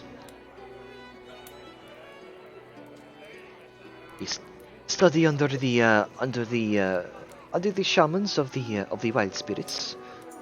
That is all I know of them. Now, are we going to kill these people, or No, that is not part just of the beasts? Just the beasts. You will be competing against the teams in order to compete in order to kill the beasts. One at a time. You'll be set up with your own encounters with various types of beasts.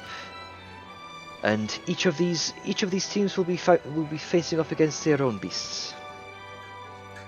Should they not succeed, or if they wave the white flag, then they forfeit. You, Blackhand, will face off against a series of 4 trials. 4 groupings of various encounters, some of multiple beasts, as well everyone else.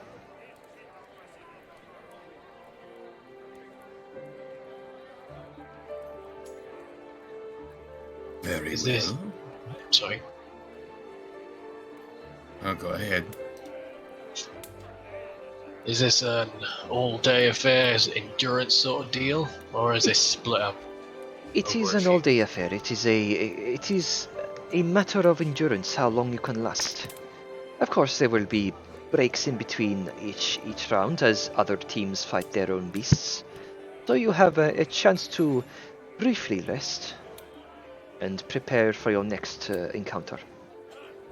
Of course, as each team is eliminated, the rests and waiting between each encounter is less and less.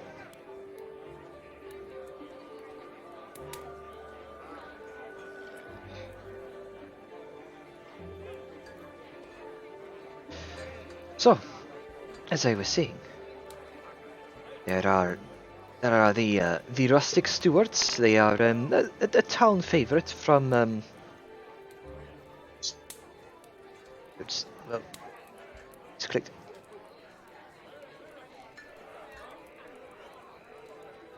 There we go. They are a town favorite from Dunmerrill. A group of originally a group of farmers who came together and began adventuring.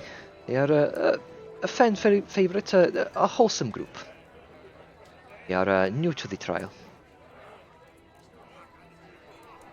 There's also from Innsreach, the Ravenfall Guild. A group of, how you say, dour individuals. They prefer to keep to the shadows and launch bows and stab from afar. And there is the Bright Eagle clan, a group of crusaders from Belcreath. Of course, the Sapphire Seers, they a group of individuals from the Sapphire Assembly who apparently grew bored with the paperwork. And of course, there is you, Blackhand.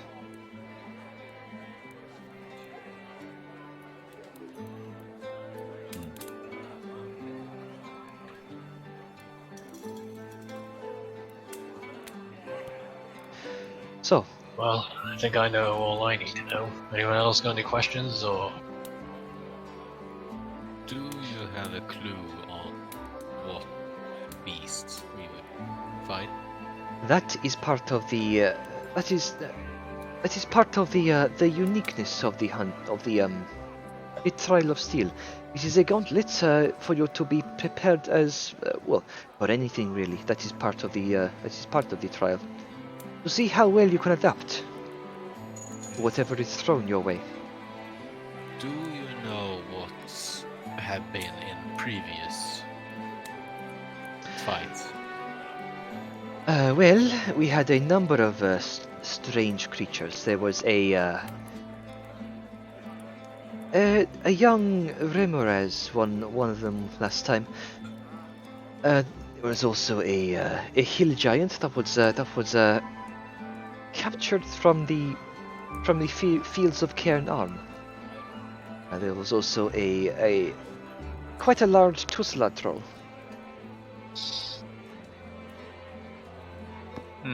That is all I can recall off the top of my head. Okay. But this year's Trial of Steel is set to become probably the most diverse yet. In terms of vicious beasts. So be prepared.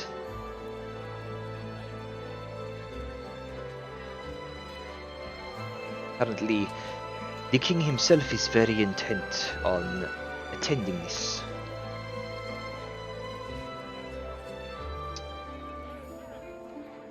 Well, that is very interesting. I was hoping to make an impression. You always try to make an impression. Well, do. there's the place to do it. So, and do you have any more questions before I leave?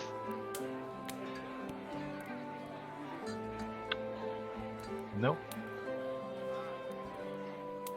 Very well. Then I take my leave. Shall see you all. Thank you for your time, Mr. Asmund. He'll hold out a hand to shake. I hope it wasn't too much trouble to get over here. Kind of puts on a polite smile. Kind of takes your hand and shakes it. It gives you a nod. Shall see you all at the Trial of Steel. Make your preparations. Have a week. And she makes her way out. And what you failed to notice before was as she kind of opens the door, you see two enormous burly kind of figures standing either side of the door, dressed in kind of leathers and hoods, and they escort her out. We talking muscle goons, or we talking Kingpin from Spider-Verse here? Not quite Kingpin from Spider-Verse. Just I very mean, in a world with mountain folks, you gotta be sure. very large goons, as it were. Alright. And once the door shuts, I'm just gonna... well, that could have gone smooth. It could have gone smoother if you just asked plainly. Yeah, well, I didn't What expect the her to come fuck is waltzing in the wrong room. with you? Didn't expect her to come waltzing in the room for starters. And I told you, didn't seem that too much of a deal. and I didn't want to seem like a fucking coward. She's our boss. Of course she's going to address us. We're the sponsored sports team. But I'll give you an advice when talking to, I wouldn't call it a Women? superior, but in general someone holds power over you in some regard. When you want to ask a question, ask it in a manner you yourself would understand, but also a idiot would understand. So the way you would understand. Wording is important. That's why I started in Orcish, but you know. Bad move. First rule when talking to someone of another race, don't go native. Trust me. I've been cursed out by a Yes, that's dwarf how you get before. stabbed in the back. Yep, she understood though, and I speak better in my native tongue. I But know. fair enough.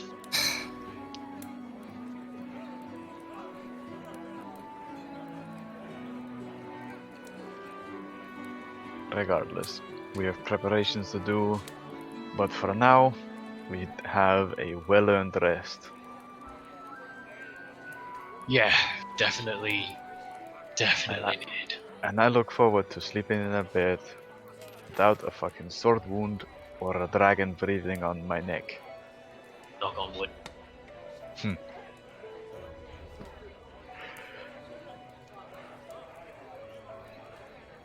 I am going to fucking bed.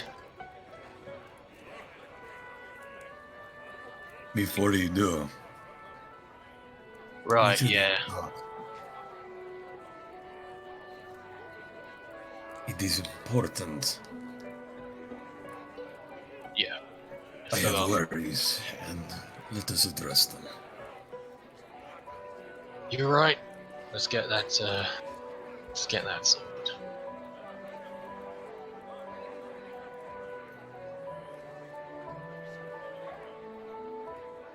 And do we want to leave it there? Because we are kind of directly on time. I'd say so. Sure. So sorry, I didn't want to Actually- impose that on everyone. I was asking Oh. the general group. Oh, Ducky. Hold on, shut up, Ducky talking. I do think this would be a good moment for Spice to get a conclusion.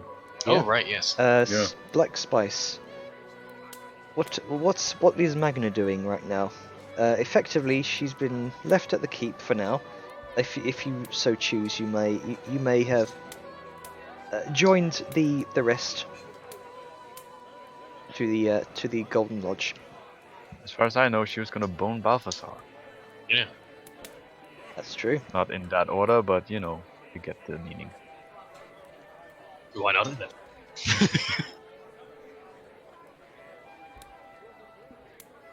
You Oops. There you go. I accidentally moved myself. rip. That happens. Well, Ducky, that would've been after, like, dinner. That would've been rude to just be like, oh, I'm just gonna boat you right to there. Fuck no. But, yeah, she would like to have dinner first with Balthazar, then talk to the demons about something personal.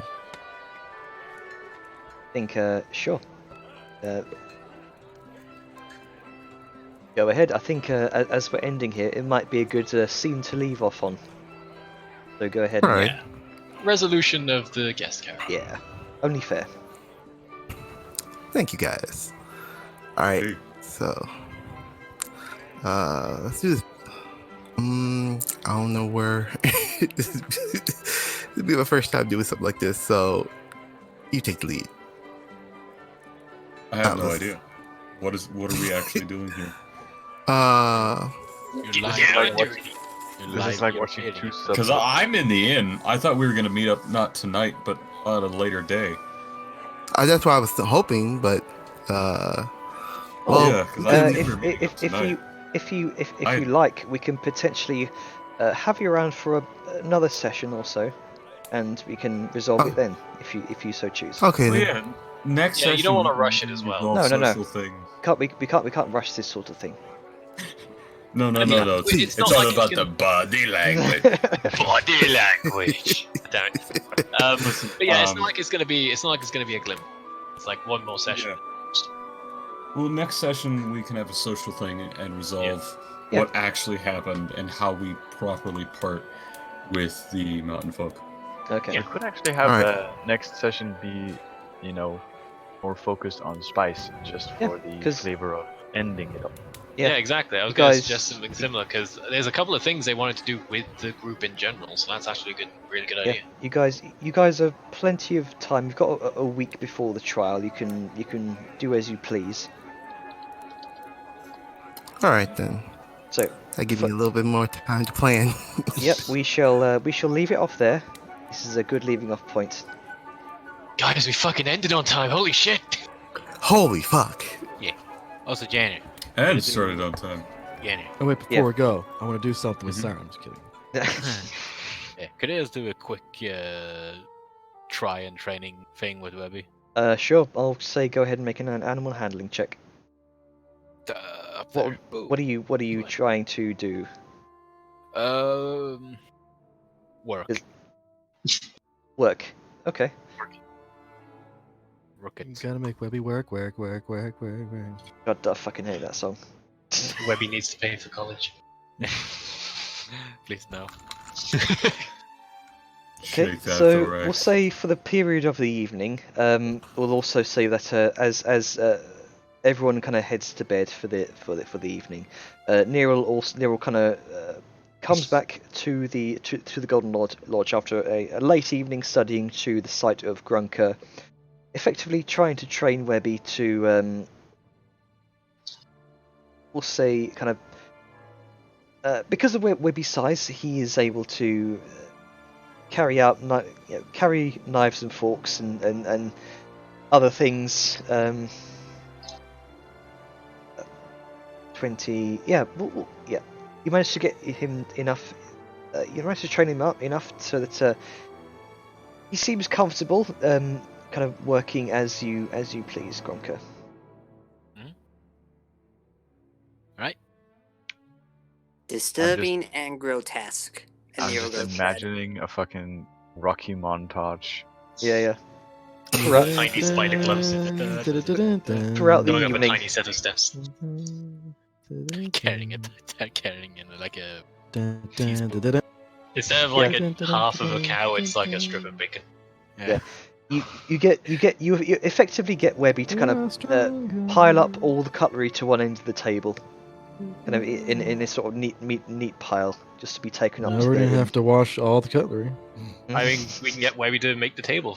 I mean, the thing is that you don't know that he's done this because it's at night and you're Okay. asleep. So you say. You'll come back the next morning to see all the cutlery just kind of finely balanced with webs. Yeah. There's like an Eiffel Tower made out of cutlery. Yeah. I mean, there was one with the shares, but nobody commented. So. I mean, No one I'm pretty really sure people knows. just assumed that was Grunker. Yeah. Nice chill session. That was good. Yeah, it was a little awkward at the end because very much got blindsided by Rasmund. I didn't think that'd pop in at the end of the session there, but You I never, mean, never expect Vellum was Rasmund. also trying to hit that in words, but not mincing them quite well. I mean, no. You a left married yourself. you messed yourself up, bro. Congratulations, you played yourself. Well, I mean, it didn't help swapping languages at first. It was just like, okay, he's more comfortable and clear in his own language, and then everyone's like, fucking stop that. Oh shit, okay, well, fuck. Now what? I just kidding with your table, but yeah. Yeah, no, it was incredibly fucking awkward, and could have gotten a lot better. You guys are now members of the Hunter's Keep. Yay. Except Nero. Hey, Yeah, except We're under skill proficiency. Hey. hey, and you guys get some more money, and Balthazar's bank could get even more money. Jesus Christ. Oh, by the way, Atlas, can we just say for sake of saying, give me that fucking armor? How long is this gonna take? Considering we've got a week of non-stop smithing, it should not take that long at all to add the plates. It's literally like 2 crafting points. So what This is exactly? gonna be very interesting if you're anticipating that I'm going to be wearing the Nogdor plate. Oh yeah, good point actually. I may Yeah, forego that for now and just work on the yeah, I shield. was curious about that. Why? I'll Why? just focus on the tower shield then, and then give you that. I mean, aren't we gonna be villains? Like, isn't that kind of the aspect that we Dwarven were King's gonna be approaching? there. You don't want to just, yeah. Well, Yeah. that's the thing. Terrible idea. I've been trying to arrange a meeting with the king. I need to give him his head as proof of I did my Give him deal his with own the head. business. Nah, give him the head of the I two know, I'm sword troll teasing. as proof of this is Okay. what we're capable of. Show up with the skull, or rather, I don't know, some trophy of Crothus. Be like, we killed Crothus. Show up with the skull of Nogdor and be like, here's some ancient ruinous bullshit. Guard it well. And You also, need, here's you need to pull a information. Takamura and just come in with Crothus' skull on top of your head. Watch as I break my neck. You know, it would be funny if you had that skull small, then had it enlarged, just back to normal size, and like, here, this is Corsus's head. I'm not giving it to you. I'm just gonna. I don't want to bring the skull because I'll think he'll want it. I'm keeping the That's a fair skull. point. All I'm actually But yeah, in that case, the order of things will be your fucking new shield first. Yeah, I will save the armor for later. One thing Yeah. I'm imagining is Balthasar gets an audience with the king and shows up first, showing off. Oh yeah, here's the head of the troll we slew on the way up here. It might not be the most fantastical thing, and if it quote unquote gets mildly turned down in a polite royal gesture, he'll just fucking whip out. Oh yeah, by the way, and then pull a fucking tarp away from a cart and just oh yeah, here's the head of Crothus. By the way, Yeah, but I'm I'm not- keeping this. I'm not turning in Crothus' head. That's going on my fucking mantle. Yeah. No, you just show it off. I'm like, I'm sorry, my liege. I can't give this to you. This is something I earned. I'm gonna have to politely decline. This is going on my wall. Yeah, you can't just decline an offer like that from a king, though. Not without, getting your shit slapped. Oh, do Or we you want could to stop recording or do skill before we get to I'm sure Yeah. I'll stop recording. You Two could costs also crazy?